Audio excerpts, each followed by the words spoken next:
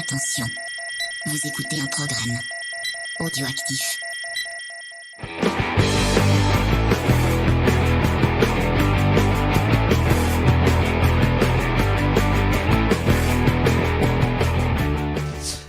Salut à tous et bienvenue dans Comics Discovery, l'émission qui vous fait découvrir le monde merveilleux et sémillant du comics. Comme tout le monde ici, nous sommes en confinement, donc point de Game Taverne, point d'équipe autour de la table, mais nous allons continuer à vous proposer des podcasts parce que il faut bien divertir les gens et ça va être un peu compliqué. On va en parler après. Déjà, on va dire bonjour aux gens qui sont avec moi. On va commencer par Faye. Salut Faye. Bonjour James. Bonjour ou bonsoir aux auditeurs par rapport à moi qui nous écoutent et bonsoir aux deux charmants monsieur qui nous accompagnent via les ondes d'internet. Ouais. J'en dis pas plus pour la surprise. On a Cédric avec nous. Salut Cédric, ça va Cédric ? Salut à tous, eh ben ça va, on fait aller. Et Cédric qui n'a jamais été aussi régulier sur les émissions. Mais on est des trous survivants. Non mais là j'ai pu me déplacer sur Montpellier, j'ai tout le temps parce que comme étant cuistot là, je me fais bien chier en fait. Donc c'est bien, ça m'occupe. Et bah merci à toi. Et puis on va accueillir notre invité puisque nous avons décidé d'accueillir à chaque fois un petit invité. Tu as décidé, on peut. Oui, je décidé, mais comme c'est mon émission, je fais ce que je veux. Et cette fois, nous invitons quelqu'un qui fait du podcast, qui fait des vidéos. C'est SN Parod. Salut SN Parod. Salut à tous. Donc SN Parod qui fait des vidéos sur sa chaîne, tout simplement. Et tu fais partie aussi des GG Comics. Oui. Est-ce que tu peux un peu présenter ton travail et puis les GG Comics aussi par la même occasion? Alors oui, donc je fais des vidéos, ça va bientôt faire 5 ans. Donc généralement j'essaye plutôt de parler de choses qui sont pas connues en fait, qui sont un peu bizarres et pas forcément ce qu'on imaginerait de base. Dont on puisse parler, tout ce qui est crossover un peu bizarre et tout ça. J'essaye de mettre aussi en avant plein de petites histoires derrière le monde des comics et tout ça, parce qu'il y a plein de petites choses, comme par exemple savoir que c'est l'invention du bracelet électronique qu'on utilise dans la justice, par exemple, ça vient d'un comic strip Spider-Man, par exemple. Voilà, des petites choses comme ça. Mais c'est des super vidéos. Moi, vraiment, ta dernière vidéo, elle m'a. Je vais y arriver, vas-y. Oui, ta dernière vidéo m'a vraiment, j'ai trouvé vraiment bien. Et je suis jaloux de ton générique. Ton générique est vraiment cool. D'accord, j'ai plein de génériques, mais ouais, non. Celui que t'as pour les Les coulisses des cases. Ouais, voilà, il est très il est très bien ce jeu. Ouais, c'est une version retravaillée qui date pendant les 5 ans en fait. Il a été retravaillé dans tous les sens. Le dernier est très bien. Je n'ai point souvenir des autres, mais pas de souci. Et ta dernière vidéo sur Fable est vraiment très très intéressante. Et voilà. Et du coup, les GG Comics. Laisse-le se présenter un peu. Oui, vas-y. Donc voilà, je m'appelle SN Parod. Tu voulais savoir aussi éventuellement mon prénom, voilà, c'est Damien. Comme ça, c'est dit. Et donc je fais partie d'un collectif de vidéastes qui s'appelle lescomics.fr et aussi donc d'un groupe de gens qui font des podcasts qui est les GG Comics. Alors les GG Comics, ça veut dire les grandes gueules comics en fait à la base. C'est pas forcément très su, c'est ça ce que ça veut dire à la base GG. Ah, je crois que c'était GG comme GG, bravo en fait. Ouais, c'est ça, comme Good Game, moi je pensais aussi. Ouais, voilà, oui. Mais je pensais aussi ça à la base. Mais c'est en rentrant que j'ai pu lire pourquoi. Et donc l'idée en fait c'est de faire des débats en fait un peu sur les comics. Par exemple là le tout dernier c'était est-ce que les comics sont toujours faits pour les enfants ou pas. Voilà. Généralement on fait des petits débats comme ça entre nous, ça peut durer 1h30, 2 heures hein, quand même. Et vous faites ça en live en plus, non ? C'est ça, on fait ça en live. Et après, il y a forcément une version enregistrée qui est disponible, donc très peu de temps après. Ok, c'est très cool. Moi j'ai écouté le dernier, je t'ai demandé un épisode en particulier, tu m'as dit écoute celui sur Hellboy, et celui sur Hellboy est très bien. Il n'y a pas de débat, à moins que le débat c'est est-ce que Mike Mignola est un génie ? Oui, voilà. C'est ça, oui. Fin du débat. Des fois où il y a aussi présentation d'œuvres ou présentation d'auteurs, ou voilà, ça arrive aussi. Ou une présentation de Non, mais personnages même aussi. On a pu faire des choses par exemple sur Cyclope ou sur des personnages comme ça. Ok, mais l'équipe est vraiment intéressante. Il y a vraiment des différents points de vue et des gens qui savent de quoi ils parlent. C'est vraiment bien. Et ce que tu n'as pas dit, parce que peut-être que tu es trop modeste, c'est que tu es très très érudit sur le comics. Tu as l'air d'avoir lu beaucoup de choses. Et vraiment, moi, souvent quand je regarde tes vidéos, j'apprends plein de trucs. Donc, ouais, c'est un peu mon but, en tout cas. Mais en effet, oui, j'essaye de rester modeste. C'est sûr que je vais pas m'envoyer des fleurs, c'est pas trop dans mon caractère à la base. Mais ça vient sans doute peut-être du fait que j'ai une formation de base d'historien. Et j'ai toujours eu cette approche-là et cette envie-là d'aborder un peu le côté historique et le côté évolution des comics en fait en général. Et tu es déjà apparu dans un, enfin, on t'a déjà entendu. Ça fait très longtemps. Ça fait un moment. C'était en saison 1, puisqu'on t'avait eu au téléphone pour les comics Dr. Horrible. Yep. Ah oui, c'est vrai, une émission qu'on avait improvisée. Ouais, qu'on avait improvisé au dernier moment. Non, mais un jour, faut faire une V2 et que tu viennes en parler avec nous. Ah ouais, ce serait cool. Ah bah moi, y a pas de souci. J'aime toujours autant Dr. Horrible. Voilà. On chantera des chansons. Ah ouais, non, mais j'ai pas pu dire tout ce que j'avais envie de dire. Vous savez, moi, Whedon, des heures et des heures. Et on te donnera le rôle de Captain Hammer si tu veux. Ah bah si en plus on essaye de m'appâter avec Nathan Fillon, écoute. Ah bah voilà. Bon, on va passer aux news et des news un peu moins marrantes, puisque bah finalement il n'y a pas tant de news à part on est tous confinés et plein de choses repoussées en gros. Plein de choses repoussées, ouais, exactement. Mais il y a un truc que j'ai trouvé très intéressant. Je sais pas si vous avez. D'ailleurs, j'aurais dû vous balancer l'article avant. C'est Xavier Fournier. Donc, si vous connaissez pas Xavier Fournier, c'était le rédac chef de Comic Box, l'ancien magazine. Sur le Feu magazine sur le comics.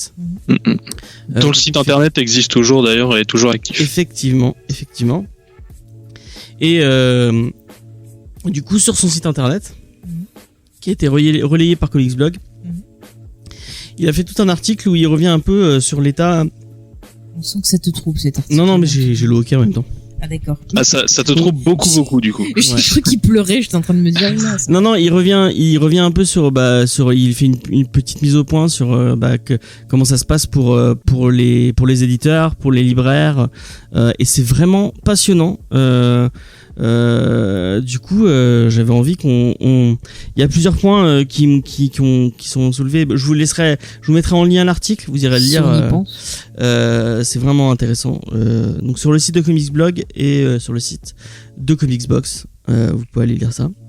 Et du coup, moi, il y a 3 points que je tenais qu'on débatte, mais qu'on en discute ensemble. Déjà les libraires qui galèrent.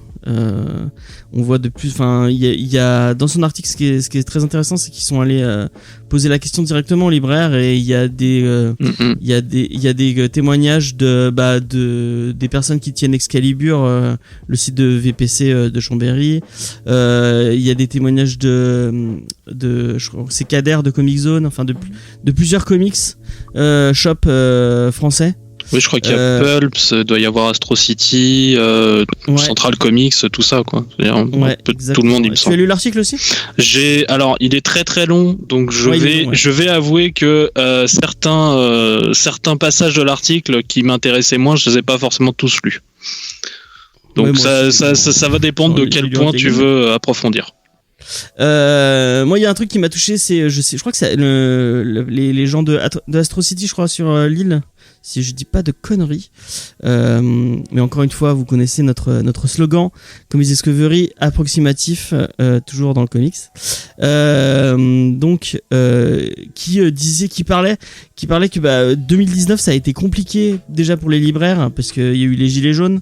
Il y a eu les grèves et tout, donc ça a été compliqué pour les gens qui habitaient en centre-ville.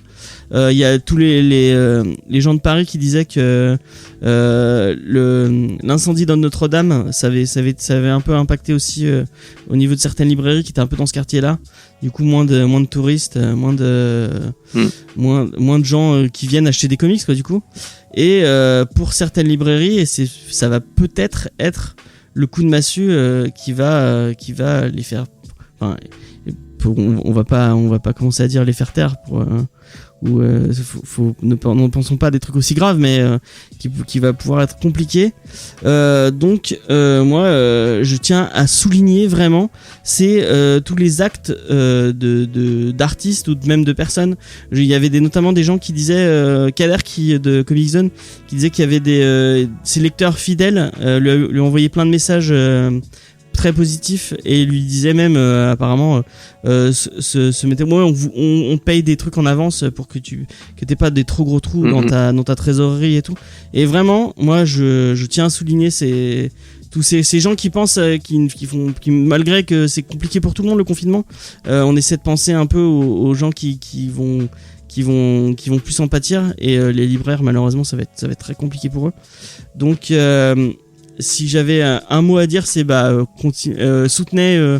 Il y a par exemple Olivier Vatim et Paul Renaud qui ont lancé un sketchbook que vous pouvez acheter chez Comic Zone, qui du coup dont une partie des revenus vont revenir à Comic Zone. Vous avez, je crois qu'il est à 30€ si je dis pas de conneries. Vous avez un sketchbook avec plein de dessins, et en plus un dessin pour vous inédit de Paul Renaud. Donc vous pouvez l'acheter sur le site de Comic Zone. Encore une fois, on mettra l'art. S'il y en a, je crois qu'il y en a avec 100 exemplaires, donc peut-être qu'ils sont tous partis, mais ouais. On mettra le lien pour aller acheter ça si ça vous tente d'aider un petit comic shop lyonnais. Il faut pas l'oublier que même c'est pas que un comic shop. Les gens de Comic Zone, c'est aussi eux qui sont derrière le Free Comic Book Day France, qui d'ailleurs selon Kader ne sera pas annulé, mais sera juste repoussé peut-être en juin. Donc ça, oui. C'est cool. C'est aux États-Unis aussi pour le moment, le truc c'est aussi juste repoussé pour le moment. Ouais, on croise les doigts et on espère que ça se fera malgré tout, parce que c'est quand même une opération cool de la part des éditeurs et de Comic Zone. Je sais pas ce que t'en penses toi, SN. Moi je me balade souvent avec un t-shirt Free Comic Book Day, donc déjà j'aime beaucoup le Free Comic Book Day. C'est aussi un moment pour les éditeurs de lancer généralement un truc de pub, donc je pense qu'on va de toute façon voir, en tout cas pour les gros éditeurs genre DC et Marvel, ce qu'ils avaient prévu. Après c'est pour les plus petits que ça peut gêner. Sinon au niveau s'occuper en fait des librairies, il y a aussi d'autres personnes. Par exemple, t'as Laurent Lefebvre qui fait des petits prints aussi qui sont offerts pour certaines commandes en fait. Pour 20€, je crois, plus de 20€ de comics, il y a un print offert de sa part selon plusieurs comic shops. Ça dépend desquels. Je crois qu'il a fait. Il a fait un truc pour chaque. Et les prints sont jolis, hein, vraiment. C'est ça. Et ça dépend des jours en fait, généralement. Ouais. Voilà, ouais. Et mais il y a aussi pas mal de trucs aux US aussi. Il y a forcément la question des comic shops en elle-même, qui est assez voilà. Pour l'instant, Marvel et DC commencent un petit peu à faire des trucs. Par exemple, Marvel a annoncé en gros qu'ils vont faire une réduction à l'achat de comics, parce que c'est comme ça que ça fonctionne. C'est-à-dire que ceux qui tiennent les comic shops achètent à Marvel les comics légèrement moins chers et du coup les vendent ensuite, et c'est sur cette marge-là qu'ils sont censés se faire de quoi survivre. Donc Marvel va baisser le prix d'achat aux revendeurs de comic shop, histoire qu'ils puissent se faire une marge plus grande. Ok, c'est cool déjà. Voilà. Après, c'est encore un peu plus flou pour le reste pour le moment. Ok. Sinon, il y a toutes les sorties reportées. Ça c'est un peu dommage. La question qui se fait un peu derrière, c'est comment ils vont faire après pour quand finalement ils pourront livrer tous ces comics. Qu'est-ce que nous, après on n'a pas du tout vos tableaux, mais c'est un peu la question que je voulais vous poser, c'est comment vous voyez le truc. Est-ce que il y a des gens qui disaient on oublie toutes les rééditions et vous sortez que les nouveautés, parce qu'au final ils vont pas pouvoir rattraper tout le retard de toutes les nouveautés, ou faire un décalage de toutes les sorties, ou comment vous pensez, Cédric, est-ce que tu as un avis sur le sujet? Alors moi déjà, je trouve qu'au final, c'est une bonne chose que les éditeurs quand même arrêtent leurs impressions, parce que sinon, qui c'est qui va tout ramasser, c'est Amazon. Ouais. Donc c'est pas plus mal. Tant pis pour nous, on attendra quoi. On attendra, mais au moins ça tuera. Enfin, ça tuera pas. On les mettra à la casse au niveau des petites librairies indépendantes quoi. Et après oui, pour la date de sortie, je pense que c'est chaque éditeur va voir comment il fait, mais je pense que oui, il pourrait sortir en priorité les nouveautés qu'ils avaient prévues, et celles qui étaient prévues, les rééditions qui étaient prévues, peut-être les dispatcher sur le reste de l'année, voire 2021. Au pire, c'est pas grave. Mais oui, en priorité les nouveautés, comme ça, s'il y a les suites qui doivent sortir, ils sortiront en temps et en heure. Mais non, dans l'ensemble, c'est pas plus mal qu'ils fassent ça, parce que oui, moi j'en ai marre de voir dès qu'il y a les gilets jaunes, c'est Amazon qui ramasse la cagnotte, pareil pour les grèves, pour tout ça. Donc et puis oui, il faut dire aux auditeurs aussi, attendez, et puis quand ça reprend, soutenez les indépendants quoi. Voilà. Tu niques ma conclusion. Je suis désolé. On va la faire maintenant. Du coup, je lançais un message. Vous, donc qui nous écoutez, peut-être que vous êtes déjà, Faye fait non de la tête. Tu t'as pas envie. Moi, je donne juste mon avis. Non, mais tu m'as pas demandé mon avis à moi depuis tout à l'heure. Vas-y, c'est un. Non, mais juste vous parlerez des libraires, mais c'est pareil pour tous les commerces, toutes les entreprises. Oui, mais là, nous, on parle. Tout ce qui est auto-entrepreneur. Non, mais. Oui, mais c'est notre sujet, là, donc du coup. Oui, mais bon, je veux pas non plus. Il y a peut-être des auditeurs qui nous écoutent, qui sont pas dans la librairie et qui en chient tout autant. Mais, mais je pense qu'il faut qu'on pense à tout le monde. Il y a des gens qui ont je pense à tout le monde, mais là, du coup, c'est. Mais il y a des gens qui sont trop au chômage. L'idée, c'est pas de faire une échelle de valeur dans le degré des gens. C'est pas ce que je dis. C'est pas ce que je dis. On est Comics Discovery, donc évidemment qu'on parle de comics, mais évidemment, en général, il faut toujours soutenir les indépendants plutôt que les grosses multinationales, bien évidemment. Regarde. Oui, non, mais c'est pas ce que je disais. Je disais juste que je voulais qu'il y ait personne qui se sente offensé par ce qu'on disait, parce qu'on se concentre sur le cas des libraires, parce que j'ai vu, je dis ça pour une bonne raison, c'est parce que j'ai vu sur les réseaux sociaux des gens qui vont réagir de façon énervée ou violente des fois à certains propos que les personnes peuvent dire. Donc je veux dire que vraiment on soutient tout le monde. Après c'est vrai que là on prend un exemple particulier lié au thème de l'émission, mais on respecte tout le monde, c'est ça. Voilà, regarde, Cédric et son patron ils sont tout autant dans la merde. Donc tu l'as dit plusieurs fois, t'es cuisinier, donc ton patron il est autant dans la merde que n'importe quel libraire hein, et il a notre soutien et tous les restaurateurs et tous les métiers qui. Oui, non, mais je tenais à le rappeler pour soutien. Les auditeurs. Ouais, mais et du coup, nous, on essaie de voir où nous on peut avoir un écho et notre thématique c'est plus. Oui, non, mais je tenais quand même à le rappeler. Non, mais t'as raison. Quoi. Mais après, juste pour réagir à ce qui a été dit, moi je pense que les éditeurs ils devraient sortir en priorité les titres qui vont être le plus attendus, qui vont être susceptibles de fédérer des ventes, parce que effectivement ça va permettre déjà à eux de rebondir et aux libraires et tout de se faire de l'argent, et après le reste le dispatcher, les décaler, c'est pas grave. La patience la patience on dit que c'est une vertu, faut être patient. Il y a plein de sur le papier de Xavier Fournier, il y a plein de libraires qui disaient ça, il y a que les gens, les lecteurs un peu plus occasionnels, ils vont tous compenser en achetant sur Amazon. Faites pas le jeu d'Amazon, faites pas le jeu de Jeff Bezos, et attendez, vous aurez des comics plus tard, attendez que vos comic shops rouvrent, et il y a toujours le numérique pour patienter, mais après le prendre en physique. Sinon, relisez ce que vous avez déjà, parce qu'en général, les fans de comics ont une sacrée bibliothèque. Allez sur des sites de VPC indépendants. Allez sur excalibur.fr. Allez sur ce genre de site plutôt que sur Amazon. Oui, mais alors moi j'ai une autre démarche vis-à-vis de ça, c'est que ça m'embête de faire bosser des gens quand même, compte tenu des risques quand même qu'ils prennent. Non, mais Excalibur ils se sont arrêtés. Hein. Ils ont. Ah voilà. Et parce que j'ai entendu parler, j'ai vu aussi qu'il y a quelques boutiques qui continuent à envoyer par correspondance, et ça me fait chier de faire prendre des risques aux gens en fait. C'est Ouais, sûr. non, Ouais. mais je crois qu'Excalibur, ils ont arrêté. Mhm. Ils ont... Mais c'est vrai, dans le cas de Amazon, là, enfin, je sais pas si vous avez vu passer tous les articles et tout ça, mais genre, obliger les employés, à faire les livraisons, à les menacer limite pour qu'ils continuent à travailler, c'est quand même grave, quoi. Ah, ça, c'est un problème qu'a souvent eu Amazon, malheureusement. Oui, c'est tellement Amazon en même temps. Il y avait Pulp qui fait pas que boutique, mais qui fait aussi de la livraison pour Oui. pour d'autres librairies en France, notamment de la VO, qui a dit qu'ils arrêtaient la distribution même pour les autres librairies parce qu'ils voulaient pas. Mais il vaut mieux être prudent. Oui, quoi, voilà. ça. Ouais.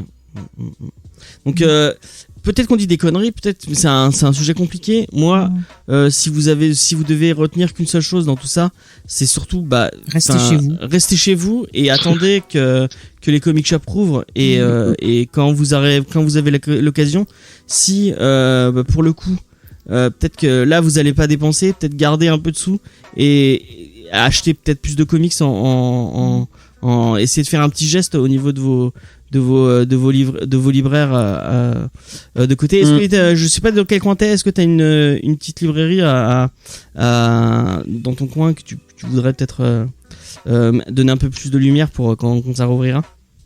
Pour moi, du coup. Sur Montpellier. Ouais. Ah, bah moi je suis du côté d'Orléans. Alors c'est vrai que niveau boutique, il y a malheureusement pas grand-chose. C'est un peu triste. Il y a 2 boutiques que j'aime bien quand même dans le coin. Il y en a une, alors elle est pas que comics, elle fait aussi beaucoup de mangas puisqu'elle s'appelle Shinjuku. Mais elle fait aussi pas mal de mangas, enfin de comics, et vraiment les gars sont super sympas et si vous pouvez y aller, c'est vachement bien. Et sinon il y a aussi le Miskatonic Shop aussi sur Orléans. Ok, bah c'est cool, c'est deux boutiques où vous pouvez aller dépenser vos sous quand vous ne serez plus confiné, puisque pour l'instant restez chez vous et voilà. Et après j'ai beaucoup déménagé, si tu veux d'autres boutiques je peux. Vas-y, si t'as des coups de cœur un peu bien sûr qui sont chers à ton cœur. Alors au Merveille à Grenoble. Ouais. Dans la rue Bayard. Donc c'est la petite rue des antiquaires en fait, qui est reliée à une autre librairie aussi sympa qui est Olibrius dans la petite ville de Voiron juste à côté. Ok. L'Imaginote à Tours, qui est vachement cool. Enfin, j'ai les bulles aussi, mais il y a pratiquement pas de nouveauté à J'ai les bulles, c'est plus de l'occasion. Voilà. Ok. J'ai une question, vu que tu as dit que tu as passé un moment à Grenoble. Est-ce que tu as mangé à Batman Kebab? Oui. Non, c'est pas un Si. Ok. Si, il existait déjà quand je suis passé.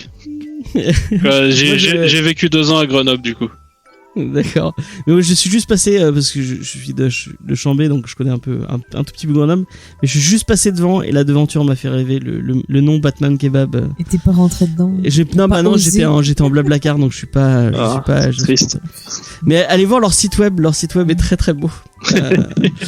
J'ai jamais vu leur site web par contre. Bah va voir leur site web, c'est du très bon goût des années 80. Ah cool.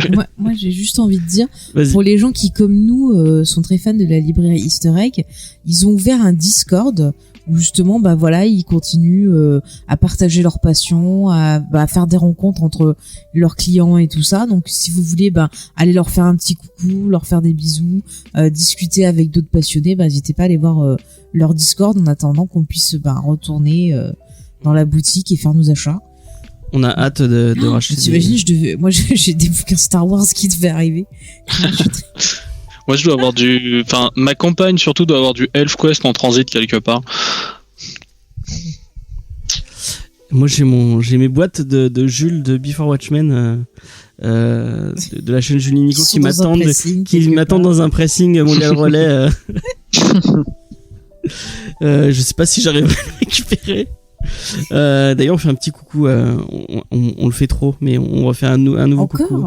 Bon, en plus, c'est des collègues ASM. Ils te payent à combien chaque fois? Ils me payent en amitié. C'est déjà bon.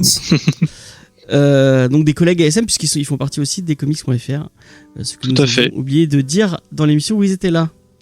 pendant que Faye m'envoie. Mais j'ai rien dit, moi.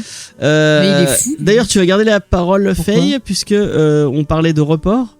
Et il y a eu un autre report, un report qui a fait beaucoup de peine à notre cher Faye qui voulait regarder des vieux films. C'est bon. Qui voulait regarder Gargoyles. Je vais pas en crever non plus. Hein. Ouais, c'est le fameux Disney Plus qui devait arriver le 24 mars et finalement qui est reporté au 7 avril. Alors pourquoi ? Eh bien, c'est parce que l'État en fait a demandé à Disney ce report parce que ils avaient peur que l'arrivée de ce nouveau service de streaming en gros fasse de l'embouteillage sur l'internet et fasse qu'on ait des soucis d'internet après. Donc ce qu'il faut savoir c'est que cette plateforme, il y a des serveurs qui se mettent en place. Après, c'est chacun sa connexion. Alors, bon, je suis pas une spécialiste en informatique et j'invite, si on a des auditeurs spécialistes, à venir mettre un commentaire. Mais je suis assez dubitatif parce que moi, par exemple, quand je regarde Netflix, je suis pas en même temps sur Orange. Alors, j'ai vu sur Twitter. Bon, après, j'ai juste vu un tweet, donc ça va être mon domaine d'expertise est très loin. Mais apparemment, ils ont pas le même système de serveur que. Je crois que Disney Plus c'est sur plein de petits serveurs et Netflix a ses gros serveurs à lui. Ouais. Donc c'est pour ça que c'est plus que ça potentiellement peut poser plus de problèmes que Netflix par exemple. Voilà, moi je suis pas une spécialiste en informatique. Qui a un système déjà posé avec plus de possibilités pour la bande passante. Bah écoute, moi après, écoutez, c'est sûr, je me faisais une joie de me dire je vais me faire des vieux films Disney pour retomber mon enfance, je vais regarder la suite de Clone Wars et tout, j'étais toute contente. Mais bon, c'est pas grave, hein, il vaut mieux que ce soit repoussé de 2 semaines et qu'on ait peut-être moins de soucis, qu'ils trouvent des solutions entre-temps que de se retrouver sans internet. Je pense que ça serait plus embêtant. Oui. Voilà. Après, j'ai vu des réactions comme d'habitude sur les internets. Les gens ont aucune. Je sais que c'est dur la situation, mais respirez, calmez-vous, c'est pas grave. Vous allez attendre un peu pour donner vos sous à Mickey, c'est bon, c'est pas. Non, mais c'est pas grave, quoi. Il y a des choses plus graves dans la vie. Oui, grave. L'important, c'est que vous soyez en bonne santé, à l'abri, des occupations. On peut en trouver, vous avez sûrement des livres, des bouquins, des jeux de société. C'est l'occasion aussi de discuter, de se rapprocher de sa famille, de faire plein de choses. Et vous inquiétez pas, ça arrivera. Prenez votre mal en patience. Et écoutez, c'est comme ça, on n'y peut rien. Mais il faut pas s'énerver parce que c'est pas bon pour le moral. Il faut essayer de rester positif. Et puis bon, c'est pas trop la politique de l'émission, mais bon, tous ces programmes, vous les trouvez votre tonton des Amériques peut vous les trouver aussi. Donc arrêtez de râler et puis il y a des solutions pour tout. Hein, toute façon, vous avez envie de regarder un truc, vous pouvez le voir. Hein. Ça sert à rien de balancer des shitstorms sur après, Twitter. Si vous êtes en manque de Star Wars, je vous ai dit, il y a l'audiobook qui est sorti de l'épisode 9, la novelisation, qui est très bien, je l'écoute, j'ai presque fini. Donc voilà, ça peut occuper. Bon, par contre, c'est en anglais, faut comprendre l'anglais, mais ça occupe. Voilà. Non, mais il faut être patient, voilà. Ouais, soyez patient. Et relisez vos comics. Je suis sûr que vous avez toute votre pile à lecture à. Mais pourquoi pas vous mettre à l'écriture, écrivez vos propres histoires. Voilà, écrivez vos comics. Jouer comme moi. Cédric écrit ses propres comics avec ses enfants. Mais oui. Ouais, qui c'est qui dessine? Les petits qui dessinent. C'est les petits qui dessinent, toi t'écris. Ouais, bon, je sais pas, ça va faire quelque chose de sympa, ça. Mais ça pourrait être un truc sympa à leur proposer, atelier BD. Ah oui, c'est sûr. BD chacun. Ouais. Non, ça peut être pas mal. Enfin, oui, pour ma fille. Pour mon fils, c'est compliqué, mais. Voilà, non, mais après Disney Plus, c'est pas bien grave tout ça. Je veux dire. En plus, la majeure partie des gens qui gueulent, ils ont déjà Netflix, il y a de quoi largement faire. Oui, s'énerver, quoi. Déjà finir tout ce qu'il y a sur Netflix, déjà, c'est pas gagné. Rester en confinement encore quelques temps. Oui. Non, mais je pense que quand on n'a pas l'habitude de rester enfermé, je peux comprendre que ça agisse sur le moral. En plus, on est dans une situation stressante, donc forcément, c'est comme quelqu'un qui arrête de fumer, qui est sur les nerfs aussi. Donc je pense que c'est des réactions dues à ça. Il faut pas non plus le prendre au premier degré. Donc rester calme. Attends, moi, j'avoue que l'autre jour, j'y pensais. Je suis confiné quand même dans une maison avec un jardin où on est dans le sud où il fait beau et tout, donc ça va. Mais je pense aux gens qui sont peut-être un peu plus au nord, dans des climats un peu plus rudes, dans des tours avec juste un petit balcon. C'est vrai que j'avoue que ça peut être très très compliqué. Oui. Et les gens qui sont dans des studios aussi, ça va être. Ouais, voilà. Oui, il fait pas beau à Orléans. Oh, ça va encore, mais disons que j'ai pas de jardin, j'ai pas de balcon, j'ai pas de. Donc non. Bon bah on compatit. Oh, j'ai au moins la chance d'avoir un truc pas trop petit, contrairement à ce que j'ai pu avoir pendant mes années étudiants. Ça déjà. Une belle bibliothèque qui t'attend. Ouais, non ça va. J'ai bien rempli un peu. D'ailleurs, il m'en faudrait une nouvelle en fait. Là, j'ai plus la place pour ranger les. Ça attendra. On va finir avec une news un peu marrante. C'est New Mutant qui se fait reporter lui aussi, mais Josh Boone. Et on en a combien de reportages? Je sais pas. Parce que mais c'est j'ai l'impression que ça fait 2 ans qu'il se fait reporter. New Mutant, c'est un cas d'école. Bah maintenant, c'est les Old Mutants. Ouais, voilà, ouais, exactement. Ouais. Mais moi, c'est son réalisateur Josh Boone qui a parlé dans les colonnes du magazine Empire et qui me fait beaucoup rire. Puisque le mec qui doit être désabusé. Ils sont alors j'aime beaucoup le titre de l'article que de la news, c'est Josh Boone estime qu'il ne peut pas faire pire que Dark Phoenix. Donc il envoie un petit pic à Simon Kinberg. Je vais vous dire exactement ce qu'il dit. Je vous le lis. Alors, il dit: écoutez, je pense qu'il sera difficile de faire pire que Dark Phoenix. Ce n'est pas pour sous-entendre quoi que ce soit sur les gens qui ont travaillé dessus, mais le film était ce qu'il était. Effectivement, il était ce qu'il était. Honnêtement, je ressens moins de pression aujourd'hui qu'à l'époque de la première date de sortie. Depuis, le film a été testé en projection plein de fois et le public a à chaque fois adoré ce qu'on a proposé. Donc apparemment, il a l'air plutôt optimiste sur son film. Son film qu'on verra peut-être dans une salle de cinéma, peut-être derrière un écran d'ordinateur, peut-être sur Disney+. Est-ce que la franchise X-Men au ciné, c'est un truc qui te botte, SN, ou pas du tout Oui, ça me botte. C'est bon. J'ai un peu les X-Men, ouais, ça a un peu commencé. Enfin, j'ai commencé vraiment à m'y intéresser quand c'était au ciné. J'ai toujours eu du mal avec les mutants à la base version papier. Ouais. Parce que je comprenais pas en fait pourquoi les civils Marvel faisaient une différence entre les mutants et les autres super-héros. C'est un point qui m'a toujours dérangé. Et puis après, je me suis dit un jour, tiens, je me lance dans un comics. J'ai pris l'âge d'Apocalypse. J'aurais pas dû, c'est le pire pour commencer. Mais du coup, j'ai commencé à kiffer les X-Men et du coup, je les ai pratiquement tous suivis au cinéma. Ouais. Donc, ouais, j'aime bien. Et tu as kiffé Dark Phoenix ? Eh ben, c'est le seul que je suis pas allé voir au ciné. Tu as bien fait. Si tu savais. C'est toi qui m'as traîné. Ah ouais, ouais, ça a été vraiment une torture. À ce moment-là. Ah. Tu t'es endormi. Alors excuse-moi, j'ai passé le film à te réveiller parce que tu ronflais. Mais c'est sûr qu'il y a un gros problème. On sent qu'il y a d'énormes coupures dans ce film. Mais ils savent pas. Mais la fin. Il y a des trucs quand même intéressants. Enfin, je pense que le perso de Jessica Chastain et justement Jean Grey, il y avait des choses autour d'elle intéressantes, mais c'est tellement assuré, tellement il y a tellement de soucis de réalisation que du coup ça casse un peu ce qui aurait pu être développé, quoi. Enfin, je suis un peu mais moi je sais pas, X-Men First Class, j'ai beaucoup aimé. Ouais, mais moi c'est mon préféré. Après bon, le 1 et le 2, voilà, à l'époque j'étais content de voir les X-Men sur grand écran, mais j'ai pas eu les X-Men que je veux encore. C'est vrai. C'est pas comparé au comics, moi je veux comparé à la série avec son télé costume jaune mais et la série animée, tu vois, je voudrais un truc du même acabit que ça, quoi. D'ailleurs, la série animée elle est pas sur Disney+, puisqu'ils ont pas les droits apparemment en France. C'est vraiment dommage, cette série animée dommage. des années 4. Peut-être ça va arriver un peu plus tard. Et les autres séries X-Men, ils les ont? Je sais pas, peut-être. Ouais. Je les aime pas, les autres séries. Et X-Men Evolution? Voilà. Et Wolverine Andy X-Men, qui était sympa. Ah, je sais pas. Je l'ai pas vu ça, là. Ouais. Wolverine et X-Men, c'est une suite de Evolution? D'évolution, non, ils ont essayé de faire une espèce de pseudo-continuité graphique, mais c'est vraiment autre chose. Ah, ok. Ça parle justement de trucs entre les dimensions, voilà, et du futur, tout ça. On est sur du X-Men. Ok. Et rien à voir avec la série de Jason Aaron et Bacalo. À part le nom, non. Ok. Non, c'est juste que dommage. Voilà. Elle est très bien cette série. Ouais, je suis tout à fait d'accord. Mais ouais, non, c'était une série pas mal qui a pas duré longtemps, mais qui aurait mérité sans doute un peu mieux. Ok. Et moi, je le redis, j'attends toujours Joss Whedon sur un film ou une série X-Men. Non, bah, tu attendras longtemps. Je m'en fous, je fantasme. En tout cas, New Mutant, qui attend encore ce film autour de la table? Moi, j'ai envie de le voir. Je pense ça me fait tellement de la peine, en fait, pour ce gars que ça me donne envie de le voir. SN?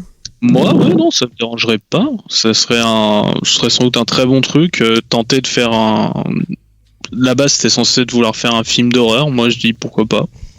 Mais le dernier trailer qu'on avait vu était pas mal en fait. Ouais, le dernier trailer était pas mal. Ça m'avait donné envie. Et les petits acteurs qu'ils ont pris sont cool. Hein. Je vois. Ouais, la fille de Game of Thrones, elle est pas excellente comme actrice. Hein. Ouais, non, mais moi je pense à celle qui est dans Witch, non c'est pas celle qui est dans Split aussi. Ouais, je crois, ouais. Split, je crois, ouais, Split. Ouais, joue Maggie. Ouais. Ou Magie, je ne sais pas comment tu le prononces. Cédric, est-ce que ça te donne envie encore New Mutant ou Non, carrément pas, non. Mais en plus, vraiment, je connais pas du tout les personnages de la BD, donc non. Et oui, c'est sûr. Moi, je trouve que la BD était pas mal, j'ai un souvenir. Par contre, je trouve que le réalisateur est très couillu parce que si ça s'avère être une bouse vraiment encore pire que Dark Phoenix, il a pas fini de se l'entendre dire, quoi. Je crois qu'il en a plus rien à foutre. Hein. Ouais. Par contre, SN, tu veux voir un truc rigolo? Oui, pourquoi pas. Tu veux voir. Alors, James, t'as oublié de parler d'un réalisateur qui parle d'une version qu'on verra pas au cinéma, mais qui apparemment existe. La il y a pas mal d'infos ces derniers temps, non? Oh non, mais tu me casses les couilles, j'ai pas envie de parler ça. Mais d'ailleurs, attends, avec James, on a regardé le documentaire sur le Superman. Putain, mais c'est Marocco. Ah merde, je savais pas que c'était Marocco. Oui, non, mais juste pour dire, dans ce documentaire, t'en reparleras après, mais c'est fou comme la plupart des idées, en fait, ils les ont recyclées dans les deux films. Ouais, on va en parler maintenant. C'est Igor qui nous a partagé un documentaire que je ne connaissais pas. Il est vachement bien ce documentaire. Je sais plus qui c'est. Sur Justice League Mortal ou enfin. Non, sur Superman Lives. Ah oui, avec Nick Cage. Ouais.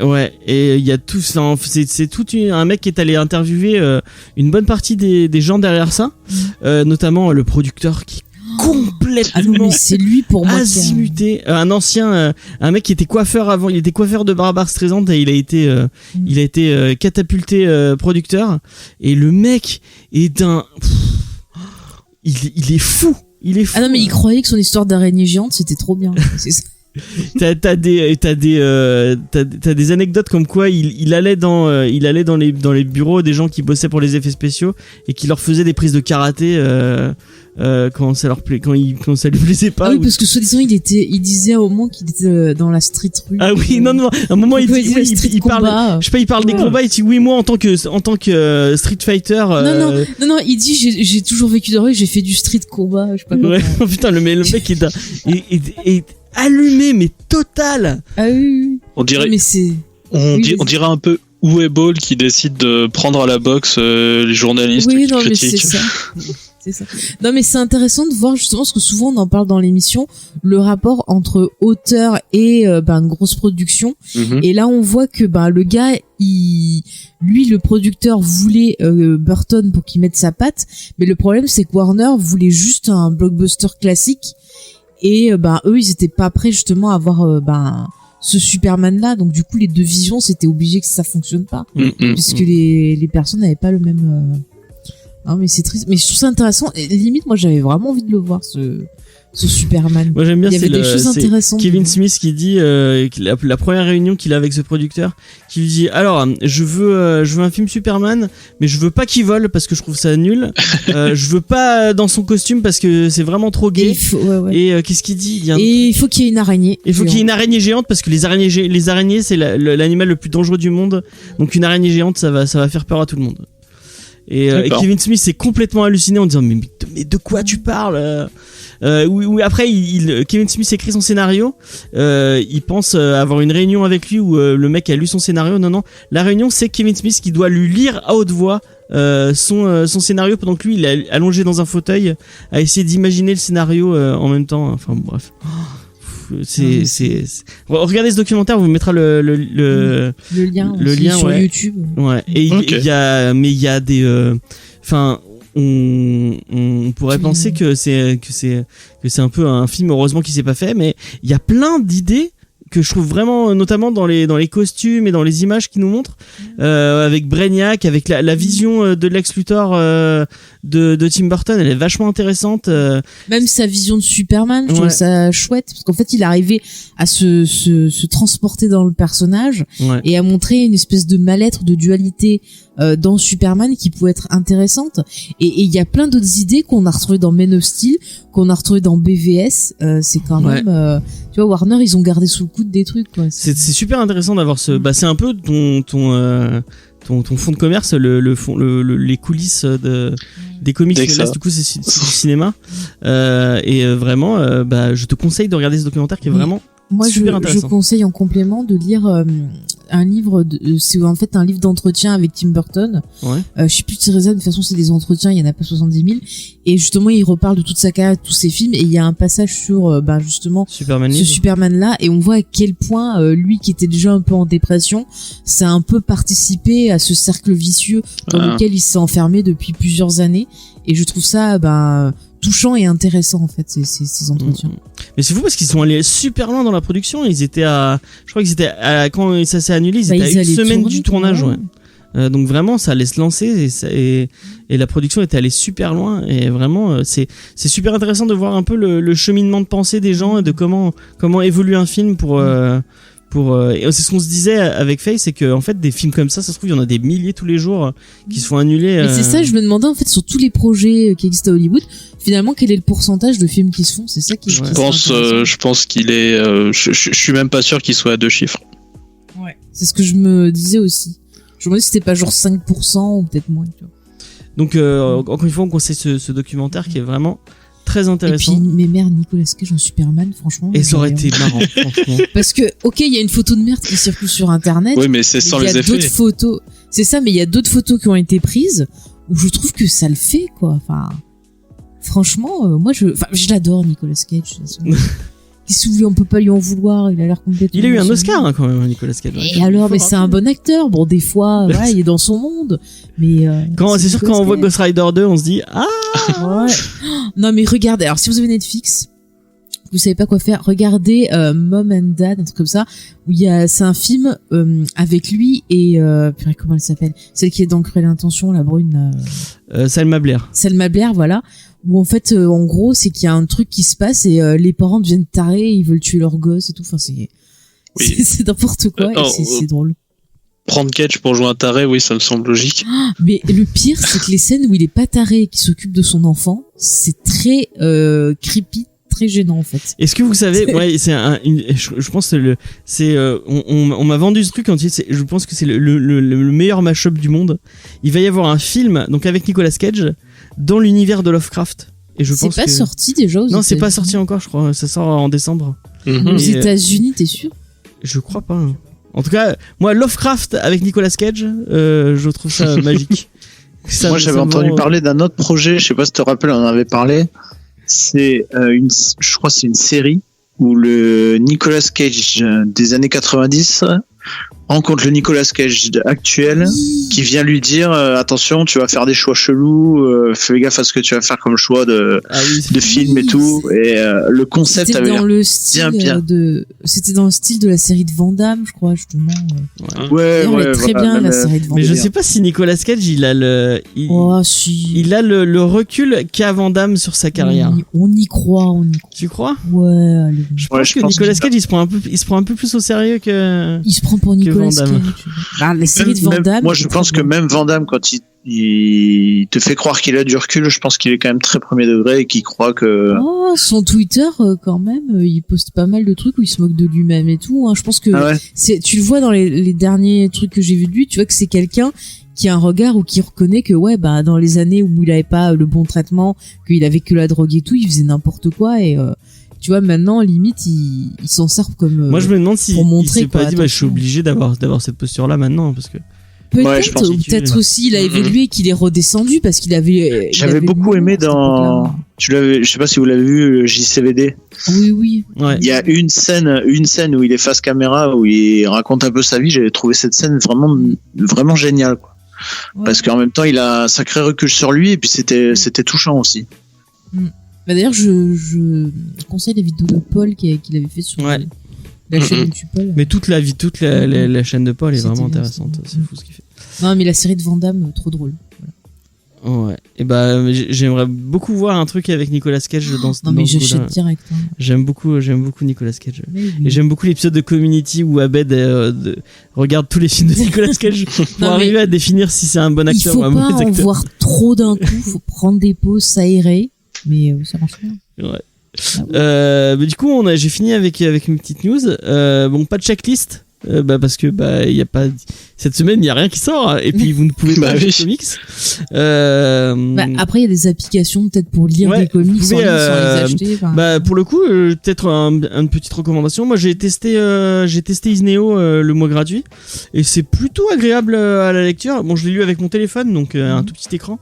Je sais pas ce que ça donne sur un écran plus gros, mais ce qui est cool c'est que vous avez des c'est pas de l'action comics mais c'est Easy Comics je crois, et en fait ça vous fait case par case au lieu de faire planche par planche. Et c'est assez bien foutu. La lecture est plutôt agréable. Je crois que j'ai lu 2 tonnes de Black Hammer comme ça. Et déjà que lire Black Hammer c'est un régal, mais lire Black Hammer comme ça c'est super cool. Pourquoi tu tires la langue? Parce que... Tu l'as pas lu? Mais si, c'est le truc. Ah non, je confonds avec Black Science. Oui, si tu confonds avec Black Science. Mais Black Science aussi, c'est tout aussi agréable. Ah, j'ai pas aimé du Matteo tout. Scalera, ça explose. Non, ça a été vu 10 000 N'est-ce pas Cédric qui a revendu tous ces. Mais il a bien raison, c'est nul. Non, mais oui, Non, c'est pas nul, Black Science, le concept est très bon, mais il aurait pu faire 5 tomes, ça suffisait largement. Je trouve qu'au bout d'un moment, il se répète énormément, quoi. Au bout d'un moment, on tourne vachement en rond. Donc oui, ça m'a sauvé. Au bout d'un moment, j'ai arrêté. Ouais, je trouvais ça trop classique. Enfin, ce truc que t'as déjà vu 10 000 fois.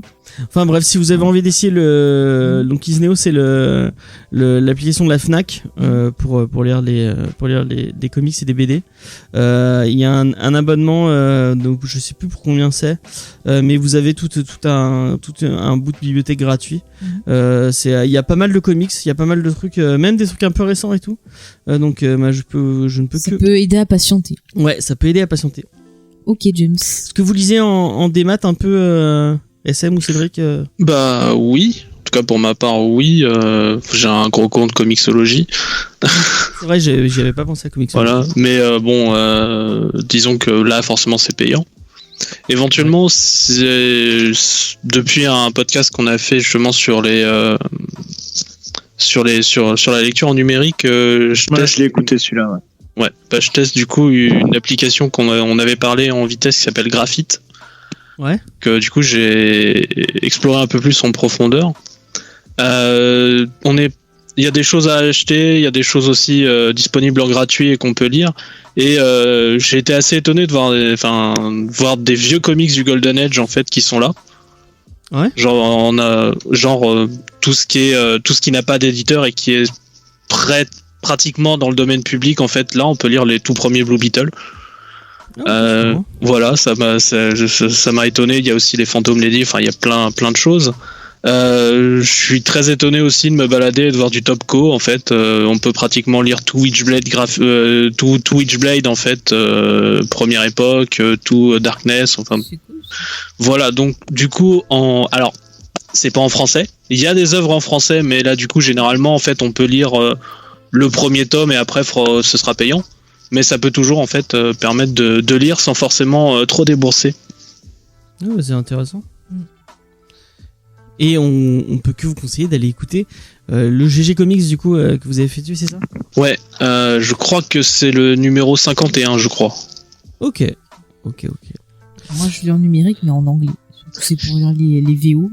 Mais moi aussi, mais du coup voilà, je voulais pas donner que Comixology quoi, qui est un peu. En plus ils ont monté leur prix il y a pas longtemps, non? Ouais. Donc c'est pour ça je voulais donner un truc un peu plus accessible. Alternatif. Voilà. Ok. Et bah du coup on va passer aux questions pour notre invité. Attends, est-ce que je peux faire un mini point? Vas-y. Parce qu'en fait, je viens de tomber par rapport à ce qu'on disait sur justement les comics, les livraisons et tout ça. Je viens de tomber sur une petite info qui vient de tomber. C'est-à-dire que aux USA en fait, Diamond arrête. Ah ok. Donc pour l'instant, on suppose que ce qui va arriver mercredi, donc la semaine prochaine, sortirait sans doute, mais après, pour le moment, ce qui est physique est gelé. Ok. En Donc termes de- Diamond pour les gens qui savent pas, c'est le plus gros des distributeurs. C'est le seul maintenant.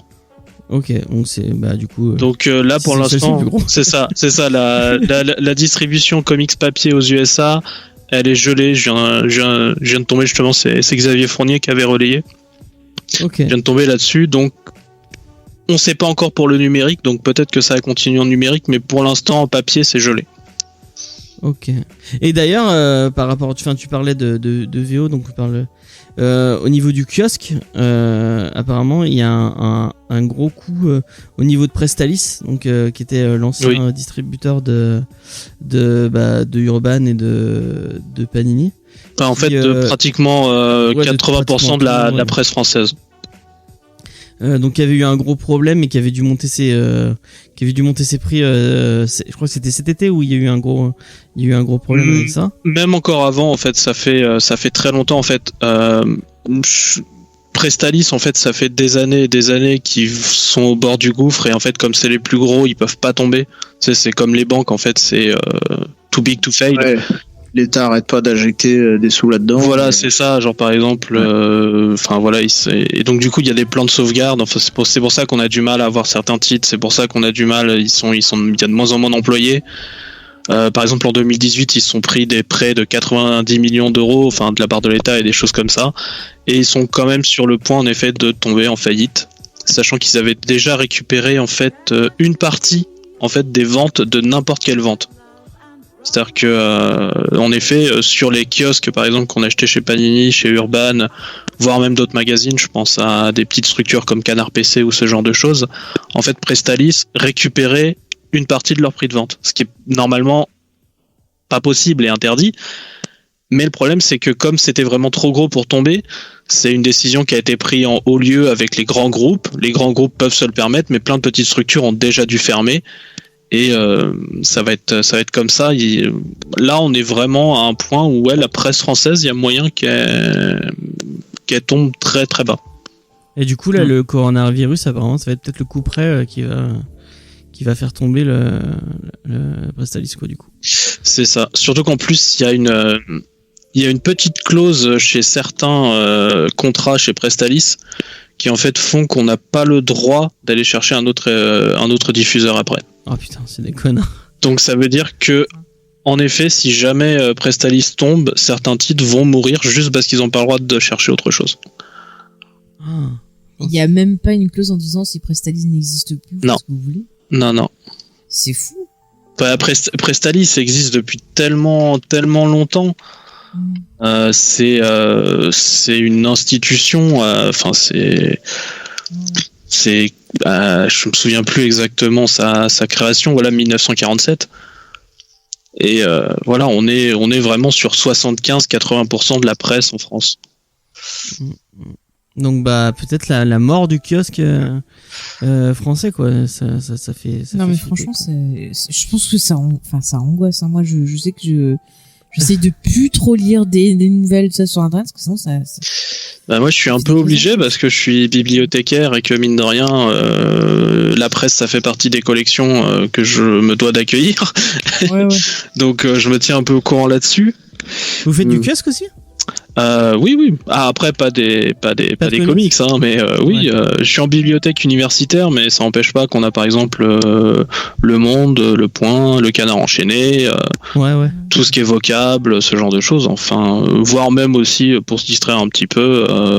Je crois qu'il y a même des trucs de cuisine. Enfin, non. Il y a des trucs de cinéma, non ? Oui, souvent, ouais. Oui, c'est là où j'allais pour les cahiers du cinéma, les trucs comme ça. C'est ça. Bah là, les cahiers, il y en a plus. Ouais. Mais là, je parle de naguère jadis. C'est ça. Dans les années 40. Merci, l'autre il me rajoute de l'âge.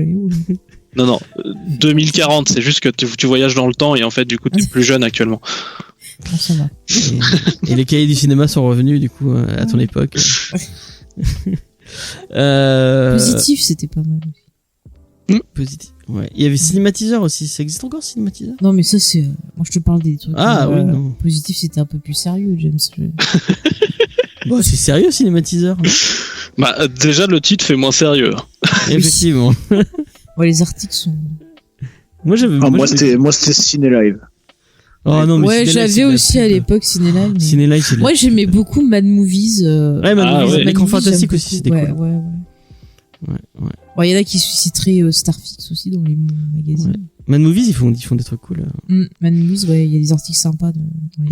Il faut autant que Je sais qu'il y a Mathieu est très très fan de. Ouais, on en avait Mad parlé Movies. ensemble. Donc voilà. Mathieu, en ce moment, sur Facebook, il me régale. Ah ouais. Je sais pas si vous. Juste pour je sais pas s'il écoutera pas de toute façon. Et c'est que tu devais faire une interview. Non, mais ouais, juste après. Aujourd'hui, il a fait un post trop bien où il explique qu'il est allé dans sa voiture pour s'insulter avec son voisin pour faire semblant de conduire. qu'il est resté 1 heure dans sa bagnole devant son garage à faire semblant de conduire. C'était très drôle. Moi, je suis déçu, il y a pas de point de Star Wars dans ces trucs là, il me déçoit. D'habitude, il en met toujours, et là non. Il a pris une photo de son chat en disant j'ai trouvé ça dans mon jardin, est-ce que je peux le manger ou je sais pas quoi. Enfin bref, c'est très Au chat. Bon, du coup, on va s'intéresser à SN Parod après tout ça. Et puis la question un peu rituelle, comment as-tu découvert les comics, mon cher SN? Alors, SM. oui, c'est un petit lapsus que j'entends souvent chez les gens des fois. Allez, ça va finir avec une review de 51 degrés, c'est parti. Oh putain.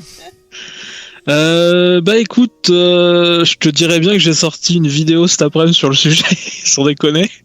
Ah merde, j'ai pas maté. Nos soucis.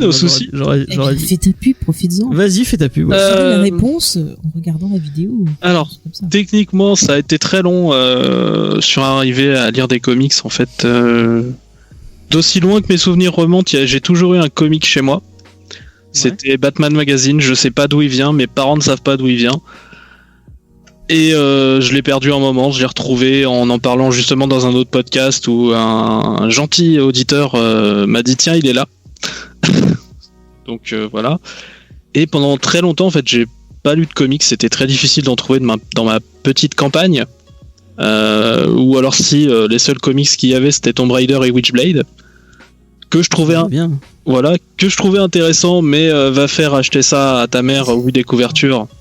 Oh, les Tomb Raider. Toi aussi, tu fais partie des gens qui osaient pas demander. Je les lisais à la maison de la presse et j'osais pas demander à ma mère de me les acheter parce qu'il y avait. Bah, moi, je prenais en pochette et comme ça, j'étais tranquille dans le supermarché. Et oui. Alors, pour Tomb Raider, il y a la période de Dan Jurgens qui est vachement bien, après tout le reste est acheté.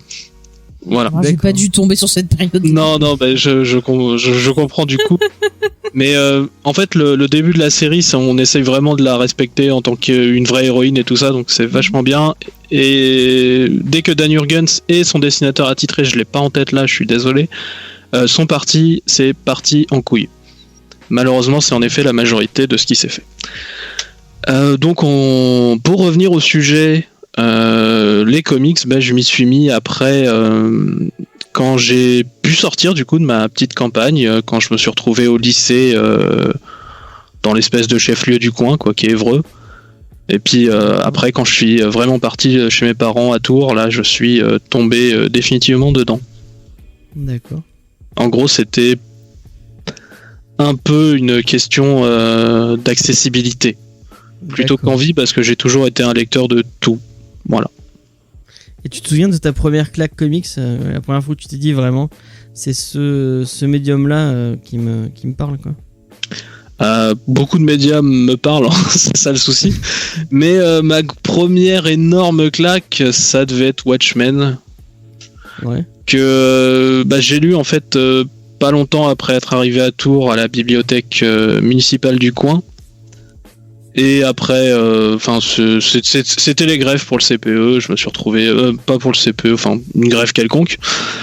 Et je me suis retrouvé dans la bibliothèque municipale. Et après, j'avais pas mangé, j'ai dû me retrouver dans un pub. Enfin bref, c'est une vie débridée à l'époque. en tout cas, Watchmen. C'est ça. Mais du coup, je venais de finir Watchmen. Ok. Est-ce que tu as un scénariste et un dessinateur favori? Alors en dessinateur, alors c'est compliqué parce que je sais pas prononcer son nom. Jusqu'à maintenant, je disais Stokoi. Certains me disent que c'est Stokoi, mais j'arrive pas à tomber sur un truc où c'est marqué en phonétique, donc je suis pas sûr. Mais en tout cas, c'est James Stokoi qui est un dessinateur assez peu connu, qui a pu faire Orkstein, Godzilla, Half Century War. ou Aliens Dead Orbit, par exemple. Ouais. Des titres qui sont sortis, même en France, mais qui sont pas très connus. Il a un style que j'adore beaucoup. Ça me fait penser un peu à du Philippe Druillet, mais survitaminé en fait, à la couleur et tout. Et c'est, ouais, il est démentiel sur tout ce qui est phase un peu épique et de baston, vraiment. Et ben, on en a parlé puisqu'on a parlé d'Orkstein, qui est sorti, c'est Paperback. Tout à fait.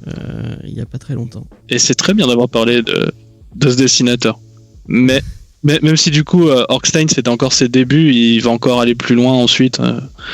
Voilà. Et c'est pour ça qu'on le met toujours sur des trucs un peu vastes comme Godzilla ou Alien avec l'espace ou ce genre de choses en fait. Ok. Et bon, on surveillera. Qu'est-ce qu'il y a ? Non, je viens de voir que j'ai retrouvé le jeu Game of Thrones, il était là-haut. Oui. Non, mais c'est parce que je le cherchais cette nuit, j'y pense. Elle est folle. Excusez-moi. Non mais c'est une bonne nouvelle. Ah oui. Oui, il est derrière Batman. Oui, non, mais j'y pensais cette nuit, je dis, je rejouerais bien aux cartes. Mais non. Et en scénariste ? Ah là, la question est beaucoup plus compliquée. Et on t'en voudra pas pour la prononciation parce que je me suis fait engueuler. Je me suis fait engueuler sur YouTube parce que je prononce les meilleurs et j'ai dit à Diane que moi je prononçais les meilleurs et quelqu'un m'a dit mais non, tout le monde dit les meilleurs, donc il faut dire les meilleurs. Bon. Vous faites comme vous voulez, vous prononcez comme vous avez envie. Bah, tant que tu vois pas la personne qui te dit comment il faut dire. Voilà. Et voilà, exactement. Et moi je continuerai à dire les meilleurs parce que je trouve ça plus joli. Avec les meilleurs, c'est toujours un malheur. Je suis désolé. C'était passé dans ma tête. Voilà. Alors, scénariste. Tu peux citer les meilleurs si tu as envie. Non. J'hésiterai entre deux. Mais je pense que je vais aller sur quelque chose qui va être moins dit, peut-être, et qui est, pour le coup, purement personnel. Ouais. Je pense que ça va être Case Giffen. Tout simplement parce que à chaque fois que je le retrouve quelque part, généralement, j'aime ce quelque chose. Donc du coup, je dirais que j'ai lu tellement de trucs que c'est compliqué d'avoir vraiment un scénariste que j'adore. Contrairement à un dessinateur, tu peux vraiment avoir un truc coup de cœur sur certains trucs. Sur les scénaristes, c'est généralement beaucoup plus diffus de voir ce qui est sa part ou la part du dessinateur ou ce genre de choses. Ouais. Voilà, donc du coup je fais vraiment en fait au volume de trucs que j'ai lu et que j'ai apprécié. Donc j'ai hésité entre Mark Waid et Case Giffen, mais je crois que je vais partir sur Case Giffen, qui a pu faire la Justice League International avec Jean-Marc de Mattéis, donc qui est une version on prenait en fait pratiquement les seconds couteaux de l'univers DC, ou en tout cas des personnages bien moins mis en avant, et on en fait un peu une sitcom, mais tout en restant quand même parfois avec des tons sérieux et une partie aventure. C'est lui aussi qui a réinventé Lobo en ce qu'on connaît aujourd'hui. C'est lui qui a fait par exemple des très très bons passages sur la Légion des super-héros, par exemple The Great Darkness Saga qui va sortir bientôt chez Urban. Enfin bientôt, on s'en prend avec des guillemets. Voilà, c'est de lui par exemple. Et voilà, il a créé le Deadpool de DC 30 à 40 ans avant que Deadpool existe. Il s'appelle Ambushbug. C'est un scénariste que j'aime beaucoup. D'accord. T'as l'air d'être beaucoup plus DC que Marvel, si je me trompe. J'aime bien les deux, mais si on prend mes 15 personnages préférés, mes 15 personnages préférés sont chez DC, ce qui fait que de base je vais pencher vers DC. Ok. Et qu'est-ce qui te fait si t'avais qu'est-ce qui te fait plus du coup, à part le fait que les personnages qu'est-ce qui te fait plus apprécier l'univers de DC que celui de Marvel? Alors déjà, une petite déformation, comme je t'ai dit, j'ai un petit côté historien. Ouais. La DC est plus vieux de 20 ans déjà. Ouais. Donc déjà c'est con hein, mais ça joue chez moi. Oui, non, je sais pas. C'est un univers beaucoup plus extravagant en fait, là où Marvel a tenté un peu dès le début d'être un peu plus réaliste et plus terre à terre. Ce qui, pour moi, du coup, le principe du comic justement, c'est qu'on n'a pas à se soucier trop du terre à terre ou des mondanités, par exemple, qu'on peut avoir quand on fait un film. Ah non, on peut pas faire péter tel truc parce que ça va coûter trop cher. Donc autant y aller à fond et balancer toutes les idées qui peuvent passer dans l'esprit Et DC pour moi fait beaucoup mieux ça. Sans doute aussi parce qu'il a vécu plus dans l'âge d'argent, qui a été une période un peu plus fantasque, et a eu ses super-héros à cette période-là, là où Marvel n'avait pas de super-héros, et je pense qu'il y a ce côté-là qui joue beaucoup. Ok. Est-ce que tu as une rencontre marquante avec un artiste, avec une anecdote particulière que tu voudrais partager avec nous ? Non, avec un artiste, pas tellement, parce que je suis pas tant que ça allé en convention. Ok. Le truc qui aurait, je pense, été le plus marquant a été annulé il y a très peu de temps. Ouais, parce que je devais tenir à la Paris Manga en fait là. J'aurais dû tenir en fait un panel avec 2 artistes qui avaient travaillé sur Doctor Who, qui est une série que j'aime énormément et dont je connais énormément aussi le côté comics. Et justement, il y avait 2 artistes qui ont travaillé sur les comics Doctor Who qui étaient invités. Et j'aurais dû tenir un panel sur scène avec eux. C'est très dommage. J'espère que c'était que reporté plutôt qu'annulé.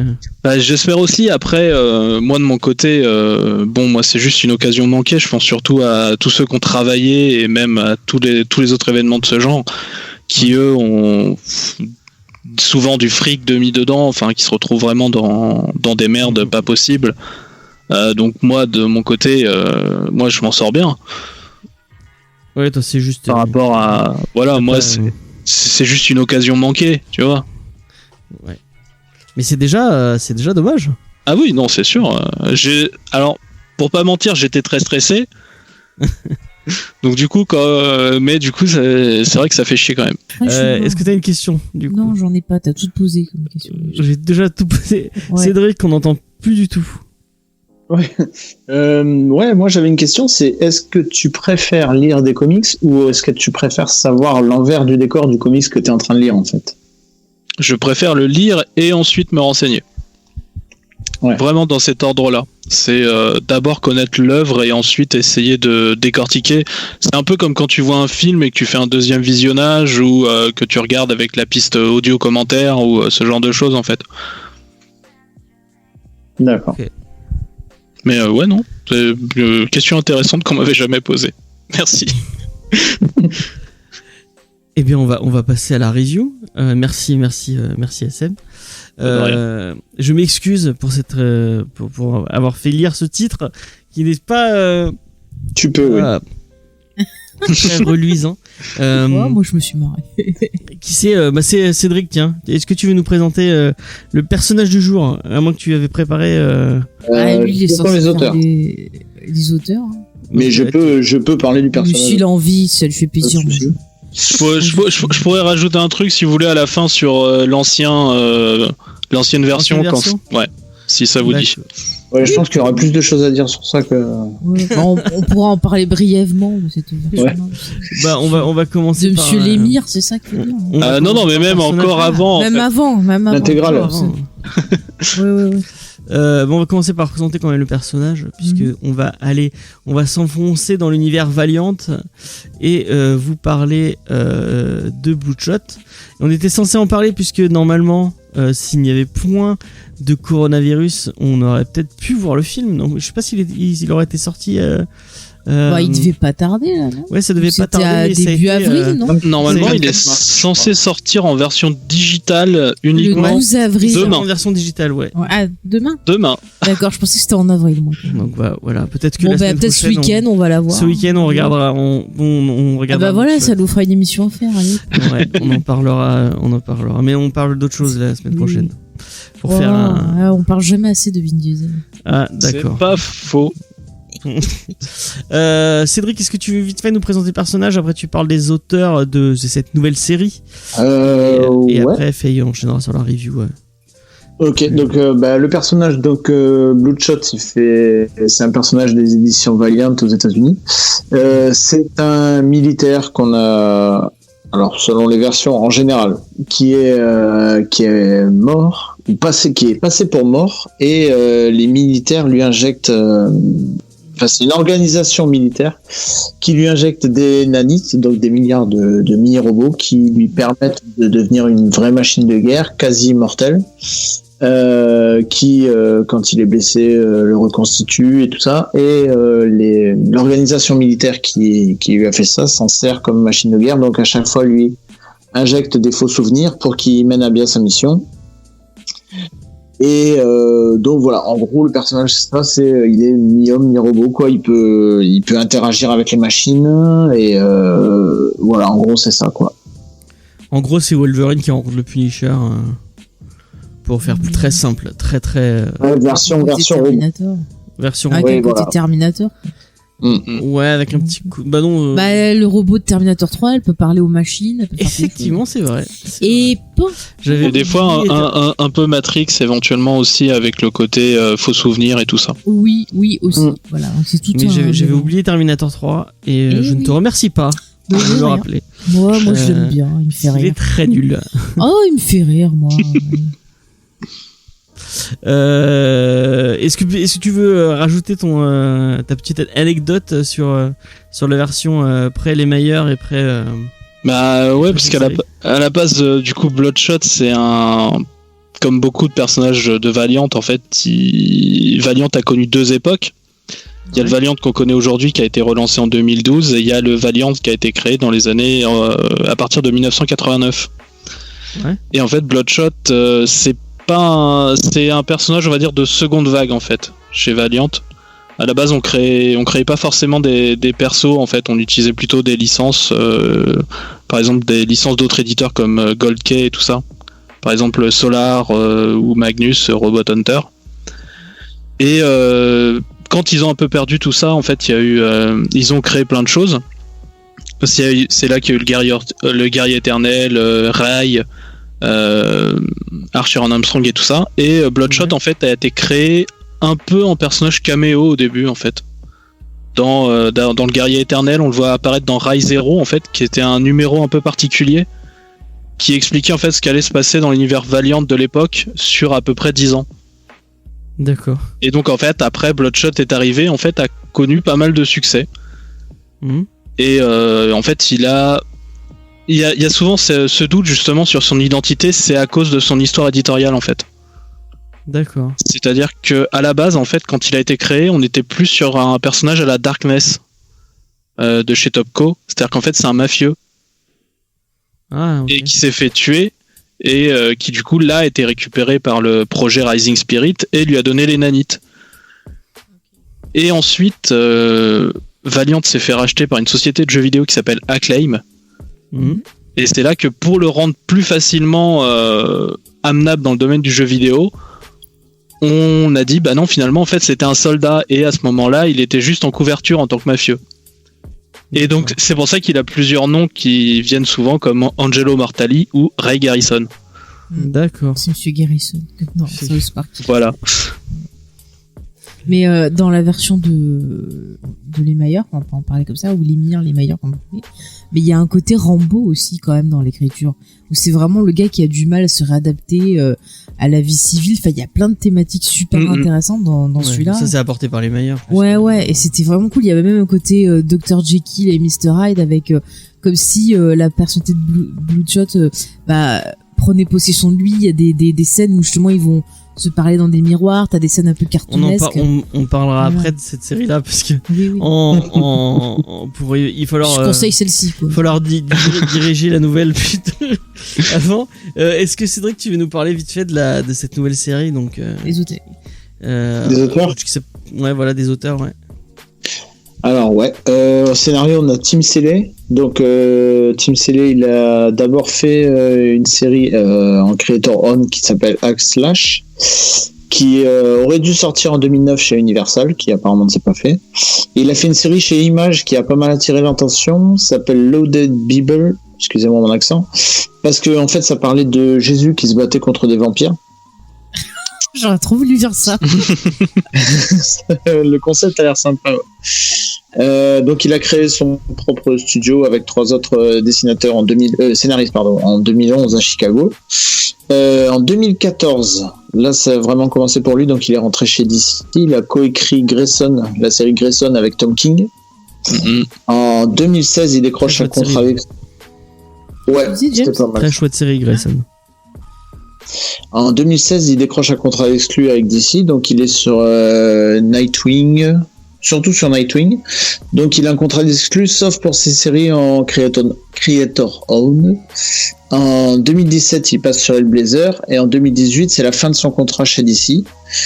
Et donc après, il est parti sur principalement sur Bloodshot, et je crois qu'il a rien fait d'autre depuis. Donc en gros, il a fait beaucoup de G.I. Joe apparemment. Des copains et des héros. Chez DC, il a fait Batman Eternal, Batman et Robin Eternal, les Green Lanterns du Rebirth, et il a fait le crossover Injustice contre les Maîtres de l'Univers. Oh, ça devait. Je veux lire ça. On a failli le faire dans l'émission. Mais voilà, tu cherches des sujets, mais vas-y. Il y avait ça, il faudrait que je le retélécharge. Mais ouais, j'ai mon Skeletor en plus, alors bon. Il y avait ça et Justice League contre les Maîtres de l'Univers aussi, qui était sorti. Ah, mais est-ce que tu es fan de He-Man, Cédric? Je crois que c'est le premier souvenir de dessin animé que je regardais en étant gosse. Ah ouais? Mais de là à dire que j'étais oui, à l'époque j'étais fan. Maintenant que je le revois, je pleure un peu parce que c'était ça reste quand même plus drôle à regarder que She-Ra vieille version. Putain. Je me souviens que j'avais le tigre d'attaque, je crois, le tigre de combat. Oh, la chance. Ouais. Moi, ça te parle toi SM? Je sais pas pourquoi on est parti sur un... Ah non, mais j'écoute. Ça te parle du coup Musclor, tout ça? J'ai jamais été très Musclor, malheureusement. C'est peut-être pas trop ta génération. Ouais, non, moi après, c'est pas une question de génération parce que je suis vraiment tombé par contre dans Albator. C'est donc, bien ça. tu vois, mais je connais plein de trucs qui sont pas forcément de ma génération. J'écoute, ça m'arrive d'écouter des sagas radiophoniques des années 50. Donc. Il y a des vieux trucs qui sont bien, mais franchement, c'est vrai que les Maîtres de l'Univers, tu regardes maintenant. Non, mais les Maîtres de l'Univers, très moi, très je me suis marré par le pouvoir du crâne ancestral. Mais il y a des épisodes intéressants, ils essayent des fois d'apporter quelque chose, alors que au niveau de l'animation, à côté, oui voilà. Mais à côté, tu as la vieille série She-Ra où elle a 2 neurones. Elle est là, elle les regarde en mode comme ça, et il se passe rien. Vraiment pas She-Ra. Non mais je vous renvoie à l'épisode de décennie qu'on avait fait sur Musclor et tout ça pour entendre mon calvaire. Mais moi j'étais fan de Musclor, et les seuls jouets qu'on m'avait filés c'était des...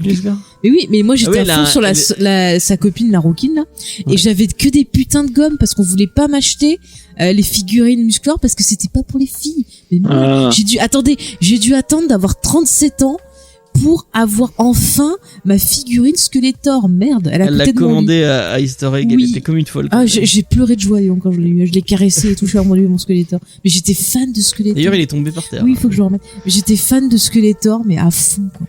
C'est une histoire d'amour, bref, voilà. Et d'ailleurs, il va y avoir une nouvelle série She-Ra. Ah, mais je vais regarder. En plus, il y a Sarah Michelle Gellar et il y a Mark Hamill qui va faire Skeletor. Non, mais je suis à fond.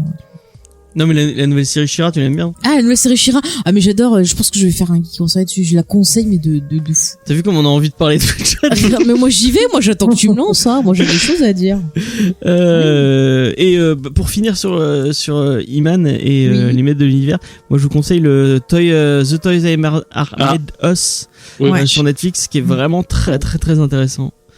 Sur Musclor. C'est vraiment très, très intéressant. Ouais. En effet. Ouais. Et l'épisode sur les Tortues Ninja a failli me faire pleurer. Oh, péché. Tellement c'était beau. Il y en a un sur Star Wars. Ouais, mais celui sur les Tortues Ninja, il est mieux quand même. Wow. C'est les Tortues Ninja. À la fin, il y a Kevin Eastman et Peter. Ouais, mais il n'y a pas le générique en allemand. Qui se serrent la main et et qui dessinent des Tortues Ninja ensemble, c'est trop beau. Bah ouais, mais il n'y a pas le générique en allemand, James. Oui, c'est vrai que j'ai écouté, on voulait. Meilleur générique ever. On a fait que vous le direz, puis que le générique des Tortues Ninja en allemand est très très très beau. SN, je te conseille d'écouter ça. Le générique des Tortues Ninja en allemand, ok. Ouais. Mais je sais pas si ça pourra battre le générique de Hulk, le dessin animé. Ah, il faut que j'écoute ça, le générique de dessin animé. Des années 96, la première version, c'est énorme, ça fait boum boum boum boum boum boum boum boum boum boum. C'est Hulk c'est 30 secondes et t'as tout Hulk. Ouais. D'accord. Et on fera écouter ça à G. Je suis sûr qu'il va kiffer. Ça change du générique de la série télé qui était genre dépressif à fond. Ah ouais, c'est une autre ambiance, mais je l'aime bien aussi. Mais ça me déprimait cette série, j'avais de la peine.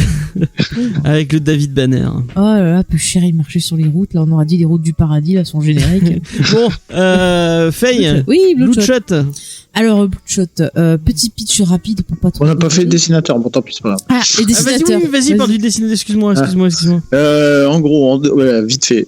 Brett Booth, il est surtout connu pour Backlash qu'il a co-créé à Jim Lee chez Wildstorm.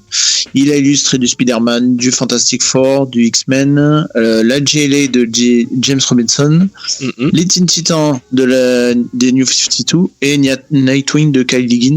Je crois que tu l'as prévu celui-là dans pas longtemps. On a prévu. J'annonce rien parce que sinon ça va passer. Oui, je te D'accord. regarde. Et il y a Thomas Giorello, donc qui a fait quasiment que du Valiant, donc il a fait Ninjaka qu'on avait parlé dans une précédente émission. Tu dis vraiment Ninjaka.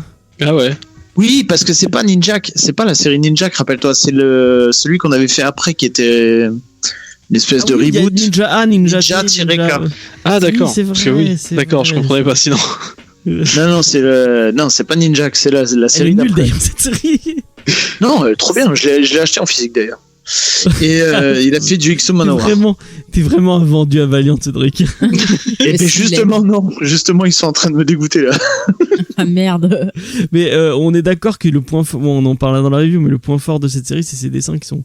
Il y a des dessins qui sont vraiment cool. Je trouve que le dessinateur est vraiment très très bon. Enfin, il est bon quoi. Et quand tu dis qu'il bosse avec Jim Lee, ça m'étonne pas du tout. Il y a vraiment. Jim Lee. T'as dit Jim. C'est Jim. Il bosse avec Jim Lee. Jim Lee. C'est Rétrophile qui m'a dit comment prononcer tous ces noms. Comme quoi, il faut pas toujours écouter ces années en fait. Ouais, effectivement, Iroman et consorts. Donc, Faye, comment tu as trouvé cette lecture? Alors, déjà, je fais un petit pitch. Un petit pitch avec l'accent du Sud. Non, alors, Bloodshot, c'est l'histoire de Monsieur Bloodshot. Ça commence d'ailleurs comme Hulk. Il essaie d'échapper aux gens, il est poursuivi. Voilà, il y a des gens pas très sympas qui veulent l'attraper. Il est très très triste. Et en fait, ces gens-là, on te dit que c'est comme le colonel Ross, il a une moustache, le mec. Oui, c'est vrai. Mais de toute façon, moi, je l'appelle Thaddeus Ross. Oui, mais moi, c'est ça. tout. C'est exactement ça. Mais en fait, en gros, on nous laisse comprendre que c'est un groupe militaire, c'est un peu le gouvernement dans le gouvernement. Comment ils s'appellent les Blacks? Les Blacks quelque chose. De toute façon, le Black Bar, c'est le bar. Ah voilà, Black Bar. Bar noir. Ouais. Moi, je m'en souviens bien pour ça. Enfin bref, c'est sa vie. Puis ils nous disent ouais, on a une arme secrète pour bien le choper et tout. Ça va être trop bien. Donc voilà en gros le pitch de base, je vous en dis pas plus. Et une meuf avec une capuche. Je n'en dis pas plus parce qu'il faut garder un peu de suspense. Mais en gros, si vous aimez... scénario est tellement ah oui, mais c'est ça. Mais en gros, si vous êtes fan de Vin Diesel et que vous adorez la chaîne RTL 9, ce titre est fait pour vous. C'est vrai, c'est vraiment. Bien vendu, bien vendu. Ah mais je vous le dis, mais vraiment, c'est de l'action à l'état pur. C'est-à-dire on a enlevé l'aspect psychologique là qui était dans l'histoire de Monsieur Lemire. On va dire oh la psychologie, mais ça empêche de voir les scènes d'action. Là, on les enlève. Et là, il y en a partout. Ça pète de partout. Il y a des explosions, ça gicle, il y a des corps. Enfin, c'est génial. Plein d'actions. Il y a un peu de scénario, mais vous inquiétez pas, c'est très petit. On le voit pas. Si peu. Très très peu de scénario, mais beaucoup d'action avec, comme tu l'as dit James, vraiment le point fort du titre, c'est son dessin, la construction de ses casques qui est très dynamique. C'est vraiment bien mis en valeur. On a un dessin qui est très sérieux et du coup ça détonne avec le scénario qui est très minimaliste. Mais ça va, je trouve ça va ensemble hein. Mais ça marche bien. Moi je me dis mais c'est vraiment un film que je pourrais voir avec Vin Diesel. Tu t'ennuies mais c'est joli. Oui, c'est ça. Mais même tu vois Steven Seagal. Steven Seagal. Voilà. C'est exactement la même émotion. Voilà, c'est non mais même un film avec Schwarzenegger, tu vois. Enfin, tu regardes, je pense à nos amis de VHS Commando, très bien pour Commando, on le met dedans. Moi, j'aime pas Commando, mais. Ah, mais toi, tu n'as pas d'âme d'enfant. T'as dit jeudi, James, c'est pour ça. Le dernier Rambo, c'est la même chose. Mais il était très bien le dernier Rambo. Putain, mon Dieu. Mais moi, je m'en fous. J'adore Sylvester Stallone. Il peut faire tout et n'importe quoi. Je l'aime ma vie. Il est très très bien. Non mais voilà, c'est disons Il y a eu que un Razzie Award d'ailleurs. oui, mais les Razzie Awards. Hein, non mais disons que tu vois, là, on a besoin un peu de se détendre, on a besoin de rire, Ah oui, c'est vrai qu'on s'est d'avoir des belles scènes d'action, et vraiment c'est un titre qui est parfait pour ça. Il faut pas chercher plus loin, il faut vraiment le prendre pour du divertissement. Ça se lit vite en plus. Hein. Ça se lit très très C'est vite. chier, mais ça se lit. Bah oui, du coup, c'est vrai que niveau dialogue, il y en a pas des masses, donc du coup. C'est ça. Après, voilà, si on avait aimé la version de Monsieur Lémire, et ben là on va être déçu parce qu'il y a tout ce côté psychologique, toute cette réflexion sur justement le traumatisme d'un ancien militaire et la façon de se remettre voilà dans la société, d'essayer d'échapper à son passé, mais celui-ci nous rattrape. Bon bah là c'est un peu mis de côté, donc c'est un peu dommage, vous allez pas vous y retrouver, et c'est vrai que ça fait un choc. Moi j'avais relu juste avant celui-là, et j'arrive sur ça, je fais bah pareil, j'ai un peu tout relu juste avant. Waouh. C'est violent quoi, c'est violent. Mais bon, je pense qu'on a fait des titres qui étaient pires que ça dans l'émission. Récemment là, le truc avec les zombies là. Ah oui, Deceased. C'était beaucoup moins divertissant. Moi, j'ai préféré quand même ce titre-là. Ouais, je crois que j'ai préféré Bloodshot à Deceased. Et j'ai envie de vous demander, vous tous autour de cette table virtuelle, quels sont vos sentiments, vous en tant qu'homme? Est-ce que vous êtes senti excité par ce titre qui est très burné, on peut le dire, hein, On va demander à SM d'ailleurs. Avant, est-ce que du coup l'univers Valiant c'est un univers qui te parle ou oui.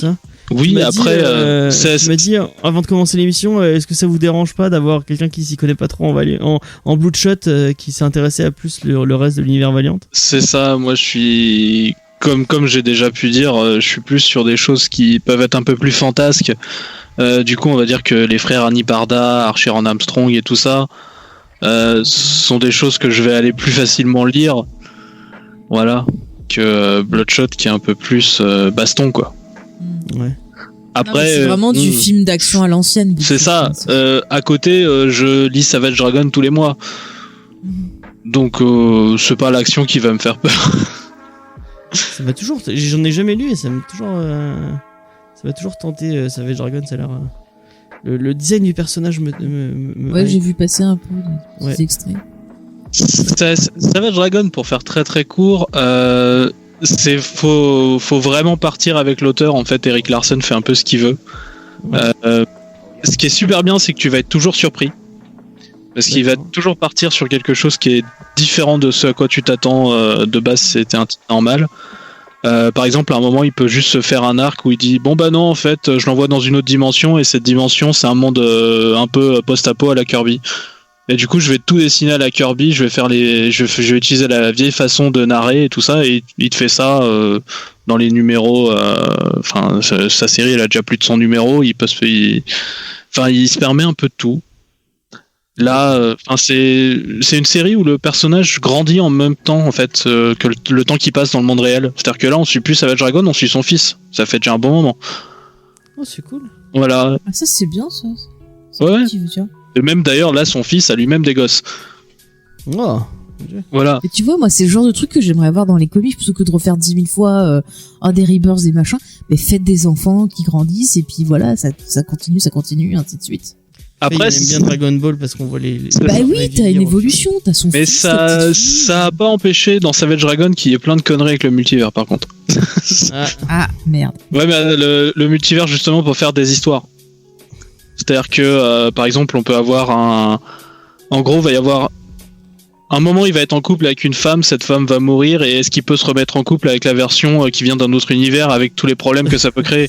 Ah, bah c'est en fait l'histoire de The One avec Jet Li, ça. Bah oui, je l'ai vu il y a pas longtemps. Mais enfin, il y a énormément de trucs comme ça qui sortent de partout.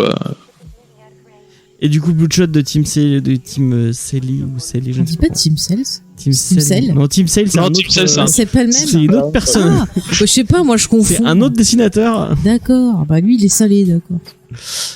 Donc Team Selly, ou Selly. Attends, comment tu l'écris? S-E-E-L-E-Y. C'est ça. Silly, peut-être. Silly. Et Silly, ça fait beaucoup. Je sais pas. Je suis désolé. On cherche des idées. Donc au lieu de faire des jeux de mots douteux, vous savez, vous donne-nous nous ton avis sur cette série magnifique. Non mais moi je dis voilà, s'ils nous écoutent, qu'ils nous disent comment ça se prononce. D'accord. Je suis certain qu'ils nous envoyer un message.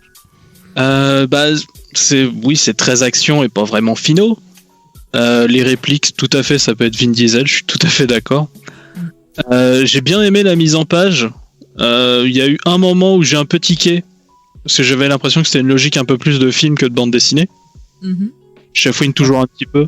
C'est-à-dire que il y a un moment où en fait, je décris juste vite fait la scène sans le contexte autour.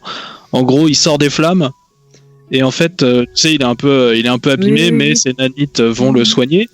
Donc. T'as pas entendu la musique de Terminator à ce moment-là? Parce que moi, je l'ai eu dans la tête. Oui, un peu. Mais surtout, en fait, c'est sur le truc où en fait, justement, il est soigné, où en fait. Les cases devraient pas être à cet endroit-là dans une logique de bande dessinée en fait. C'est-à-dire que dans une logique de film, ça peut passer parce que tu vas voir ça comme dans un film, mais dans une bande dessinée, tu devrais mettre les blessures au même point parce que c'est au même point temporel et ensuite la façon dont il est soigné. Enfin bref, c'est vraiment un petit détail comme ça qui m'avait marqué. J'aime bien les petits détails. Il y a une chose qui m'a surpris en bien sur le scénario. Ouais. C'est la façon dont il a été neutralisé. Oui, j'ai trouvé que c'était sympa. C'est ça. C'est-à-dire qu'en fait, pour le coup, ça m'a vraiment pris de surprise. Je m'attendais pas à ça, surtout que c'était pas le premier numéro et que j'avais déjà vu à peu près où ça allait au niveau ambiance. Donc je m'attendais pas à un petit coup comme ça de sursaut scénaristique. Mais après, ouais, non, c'est plus du divertissement popcorn. Hein. Mais c'est pas du divertissement popcorn dégueulasse. J'ai lu largement pire. Voilà, si vous voulez juste... Notamment chez Valiant. Notamment chez Valiant, genre oui, Shadowman. C'est vrai qu'on a lu pire. Shadowman. Oui, par exemple, Shadowman. J'ai lu du pire partout. Je pense que je possède des trucs qui peuvent rentrer dans la catégorie pire comics du monde que je possède chez moi. Dont je ne parle pas parce que j'essaie généralement d'être plutôt bienveillant. Mais donc voilà, non, franchement, ça passe. Ça passe en fait. Ça t'a fait passer un petit moment. C'est ça. Je pense que c'est plus. Je pense que la réflexion c'était d'être plus accessible. Et je pense que ça a été une acception en fait d'accessible que j'aime pas tellement. C'est-à-dire que on essaye de rendre tout plus banal. Du coup, ça ressemble à tout. Et du coup, ça ressort pas. Et du coup, on perd l'intérêt qu'il y avait peut-être à avoir cette chose-là à la base. Je sais pas si tu vas être d'accord avec moi. Je pense que des gens qui auraient vu le film de Vin Diesel, bon, je l'ai pas vu, hein, mais ont vu le ton et vu les bandes annonces qu'on a vues. Quelqu'un qui sort du film de Vin Diesel et qui lit ce comics, il va aimer. Il va pas être perdu, quoi. Ah ouais, oui, je pense. Je pense aussi, mais par contre, ce que je pense aussi, c'est que quelqu'un qui sort du film et qui lit la série d'avant va avoir une suite. Ce qui est, je pense, encore mieux que d'avoir la même chose. Oui, c'est sûr. C'est certain. Après, il faut voir le style, parce que je pense pas que ça sera le... On va demander son avis à Cédric, quand même. Ouais. Alors, explique-nous pourquoi il faut acheter ce titre. Puisque tu achètes tout ce qui sort chez Bliss. Alors, celui-là, non, clairement pas. Par contre, s'il faut lire mais si le film vous a plu, c'est clair qu'il faut aller sur le Bloodshot de l'émir. Et ensuite, pourquoi pas la... Tout le monde me tourne le dos. Vous êtes tous des enfoirés, quoi. Pourquoi? Parce que t'as choisi ton camp, t'as dit l'émir hein, au lieu de l'émailleur. Non, moi je sais pas. Alors moi j'ai entendu une fois un podcast qui disait il est canadien donc il faut dire l'émir. Oh là bon, après ça vaut ce que ça vaut. Non mais c'est clair que ce run là est formidable. Enfin, ça commence par Bloodshot Reborn. Après il y a Bloodshot USA, après il y a Bloodshot Salvation. Tous ils sont trop bien. Et après, limite, si vraiment on aime bien l'intégrale qui était chez Bliss, c'est très bien aussi. Mais celui-là, c'est vraiment le dernier qu'il faut acheter, quoi. La série de Silé, à mon avis, c'est la dernière qu'il faut acheter. C'est vraiment si on est fan du perso et complétiste. Ouais, mais encore, moi j'aime bien ce perso. J'irai pas là-dessus. Ouais, mais si t'es complétiste, tu vas le vouloir, quoi. Après, d'occasion ou en numérique, tu peux l'avoir moins cher et ça fait passer un bon moment et voilà. Alors la question qui tue, Cédric, à combien tu l'achètes? Tu le vois à un prix quel est pour toi le prix décent pour lequel tu l'achètes? Honnêtement, 10 euros, ça me paraît honnête. Ouais, remarque 10 euros. Ouais. SN, est-ce que tu es d'accord ou est-ce que tu mettrais plus ou moins?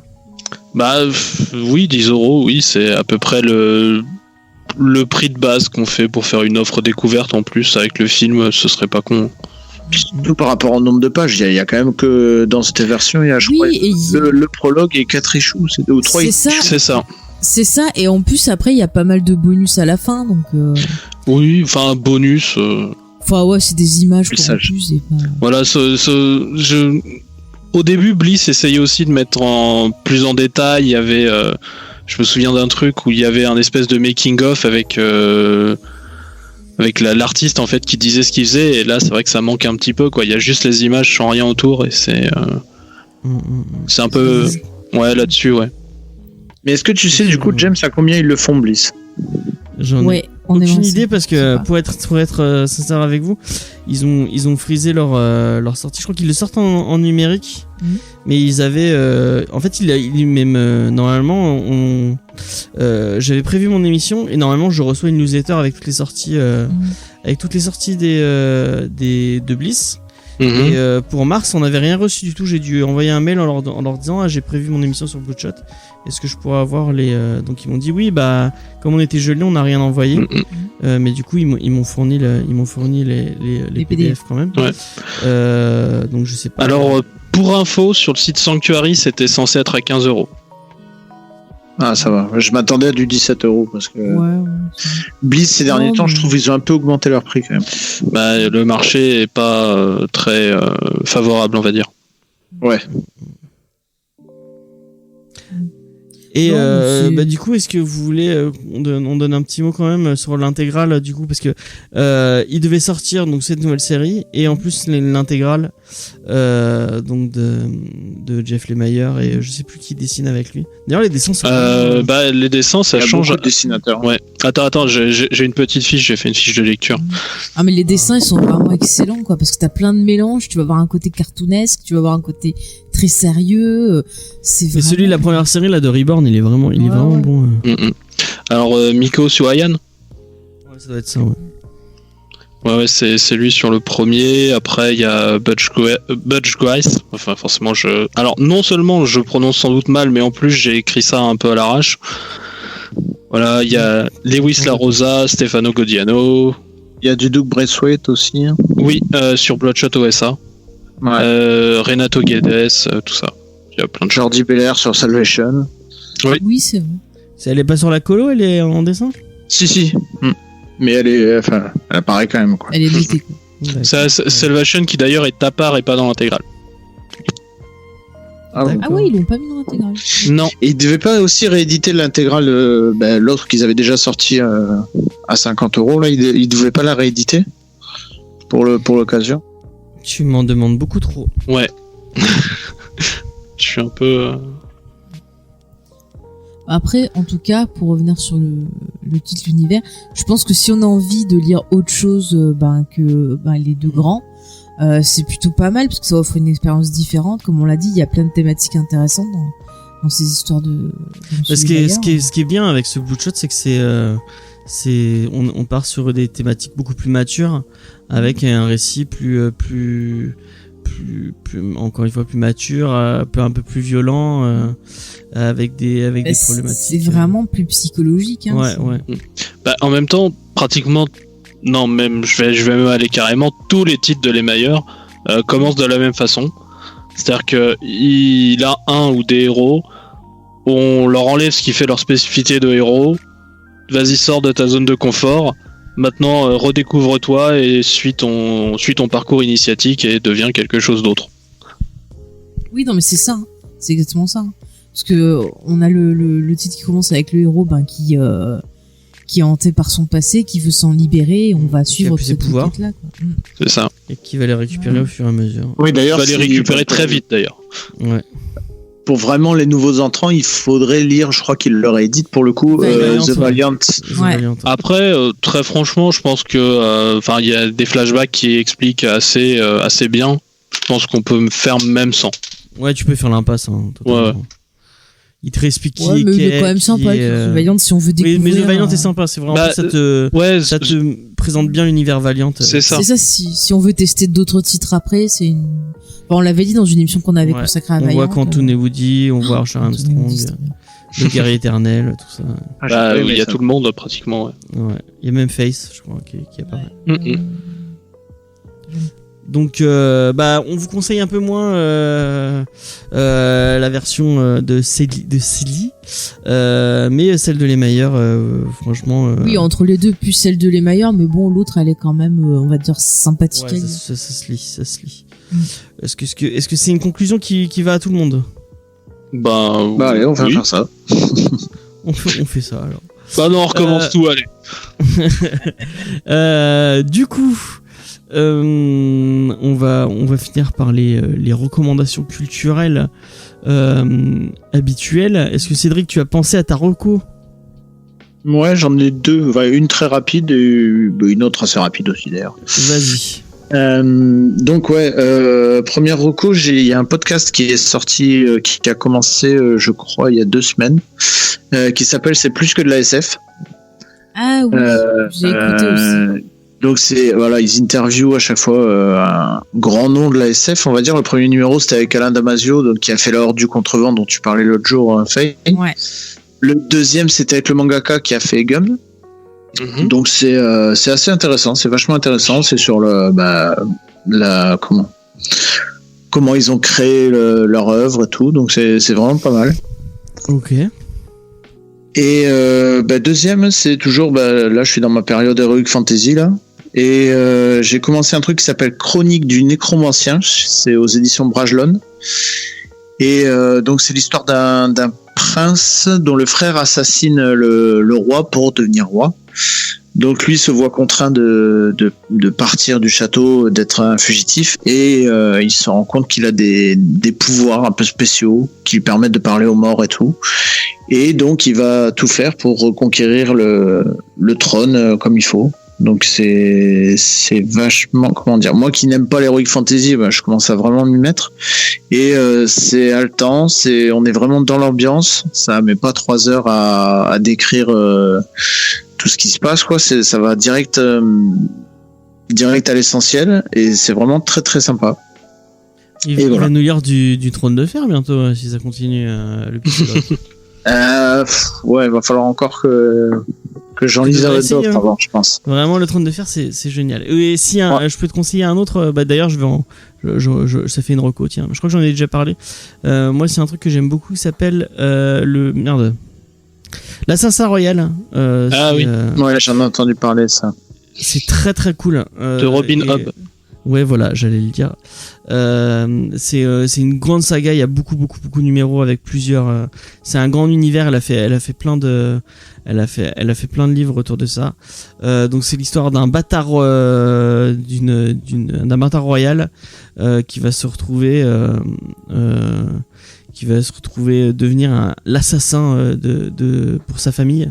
Et c'est vraiment très très cool. On suit vraiment, vraiment une quête initiatique qui va très loin, puisqu'on le voit, moi où j'en suis, et vers la fin il a plus de 50 ans, le personnage, donc avec un univers vraiment très vaste, très riche, avec plein de trucs.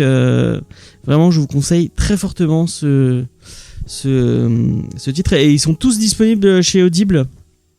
Moi je les ai tous relus comme ça, parce que j'avais déjà tout lu en physique, mais je me les suis refait en livre audio, et ça vaut vraiment le coup si vous avez l'occasion. Ok. Est-ce que SM, tu as une SN, excuse-moi. Non. Tu as une recommandation culturelle à nous offrir? Ouais, j'imagine qu'il faut pas que je fasse de comics, j'imagine. Tu fais ce que tu veux. Non, je vais vous parler d'une série télé que j'aime bien, dont je pense on parle pratiquement jamais en France. C'est une série télé anglaise qui s'appelle Red Dwarf. Ah, elle est géniale cette série. Voilà, et il se trouve qu'il va y avoir un épisode spécial qui va sortir là le 9 avril. Donc du coup, je me dis que c'est l'occasion. Donc Red Dwarf, c'est très simple, c'est de la SF sitcom. C'est une parodie de Star Trek en fait. Non, c'est. Vous le voyez comme ça. Non, c'est. Moi, en parodie de Star Trek, par exemple, on peut plus penser à une série canadienne qui s'appelle Dans une galaxie près de chez vous, par exemple. Il y a The Orville aussi qui est un peu quelque part Aussi. Star Trek. Aussi, non, là c'est plus. C'était sur la BBC à l'époque. C'était un peu surfer sur la SF et tout ça. C'est vraiment délirant en fait. Je vous fais le pitch du premier épisode. Alors on commence en fait à la fin du 22e siècle. On est dans un vaisseau minier qui s'appelle le Red Dwarf, donc le nain rouge. Et le technicien en fait très très bas classé David Lister et en fait fait une connerie. En fait, il introduit à bord un animal qui est un chat, enfin une chatte qui est enceinte d'ailleurs. Et comme on n'a pas le droit d'introduire des races animales sans avoir fait la quarantaine et tout ça, forcément il est suspendu et il est condamné à passer 2 semaines en cryogénisation. Et il se trouve que malheureusement pendant qu'il est en cryo, tout le monde meurt sur le vaisseau. Il y a un accident qui fait que tout le monde meurt, donc du coup il passe 3 millions d'années dans la cryo. L'ordinateur de bord, qui est un peu sénile, le réveille à ce moment-là.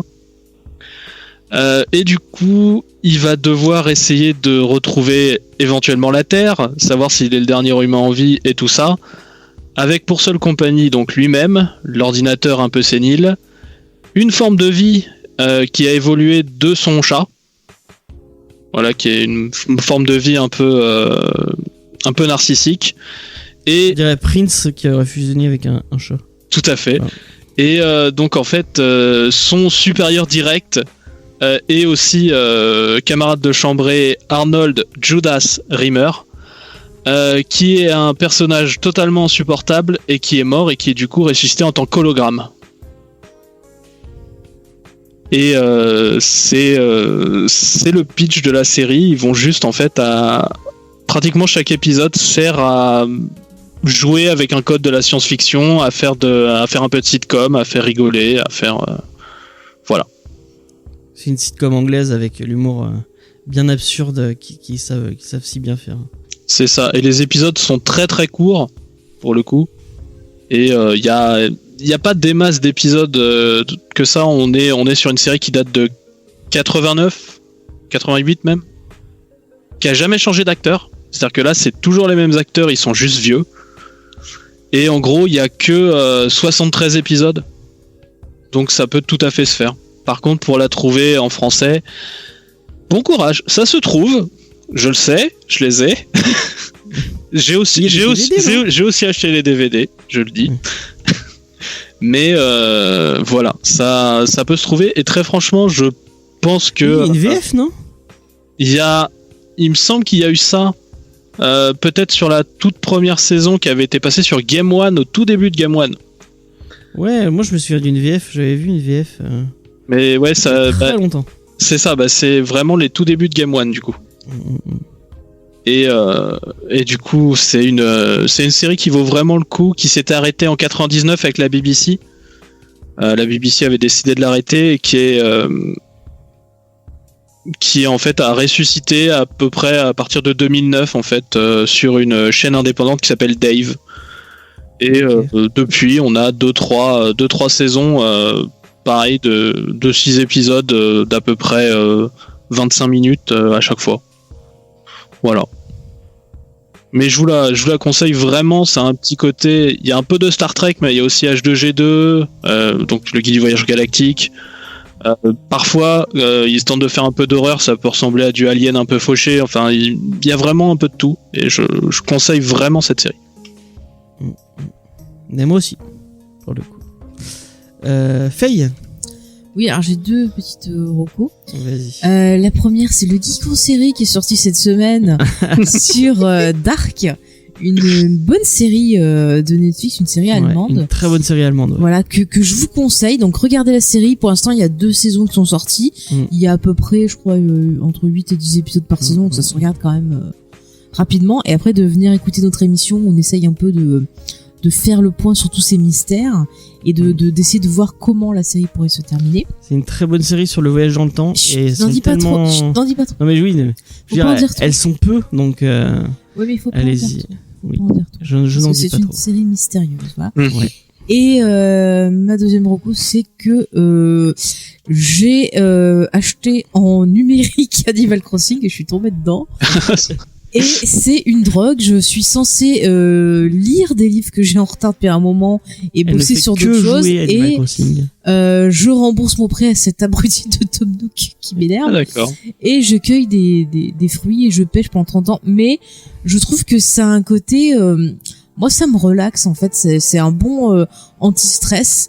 Donc si jamais vous stressez un peu, il y a des sites qui permettent de le télécharger pour moins cher que le prix du shop. Faut regarder, il y a pas mal de promos en numérique, comme ça au moins vous sortez pas. Regardez les clés, elles sont, vous trouverez à 45 € au lieu de. Ouais, ou 44, 45. Ouais.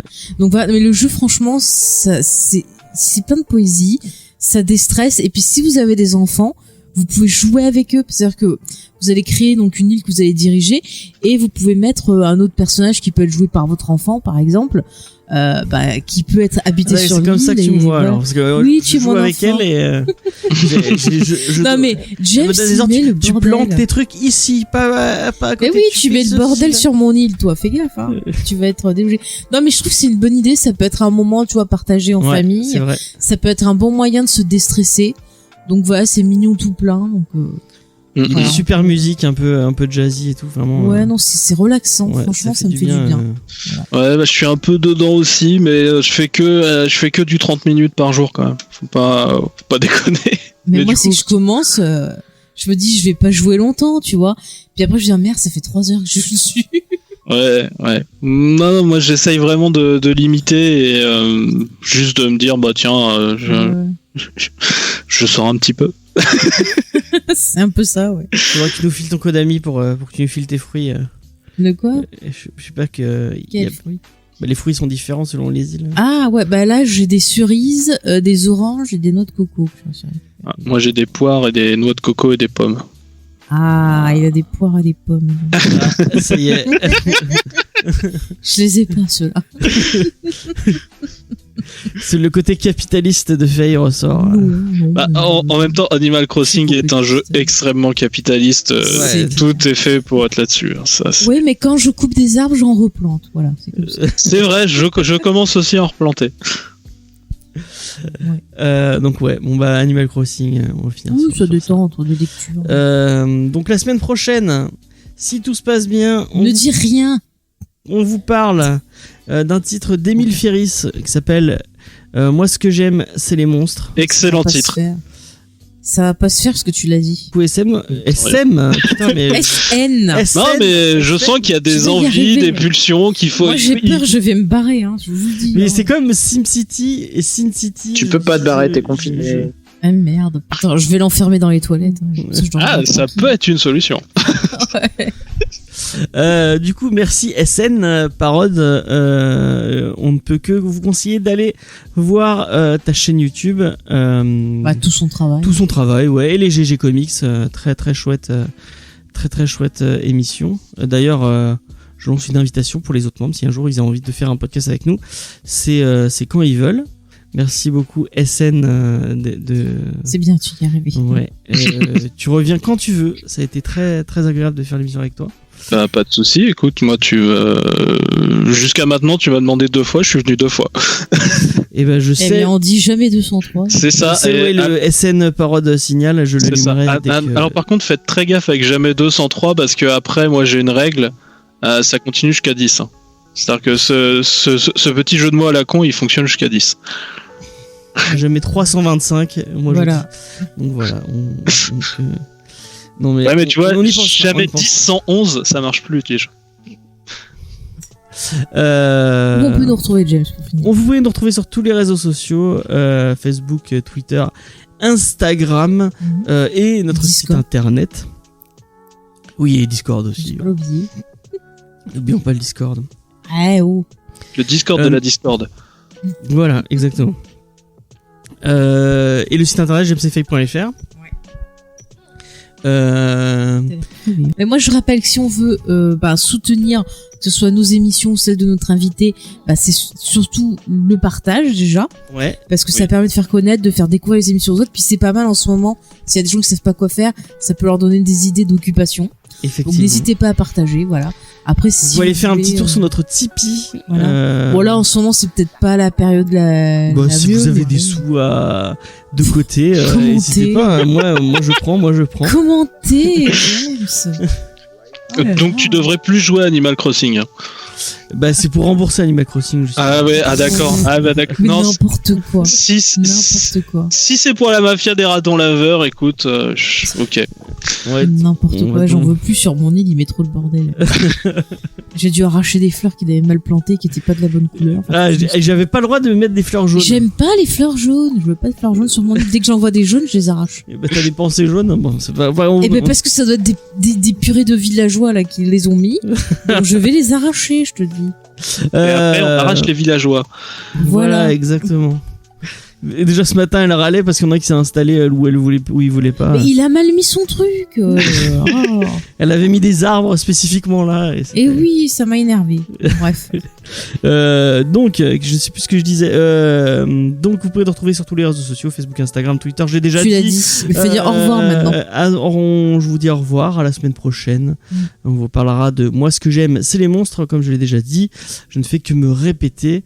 Dis juste au revoir. Continuez James. à lire des comics et puis c'est tout. Voilà. Voilà, On au aura fait- revoir. au revoir. James. Au revoir. Ciao, ciao.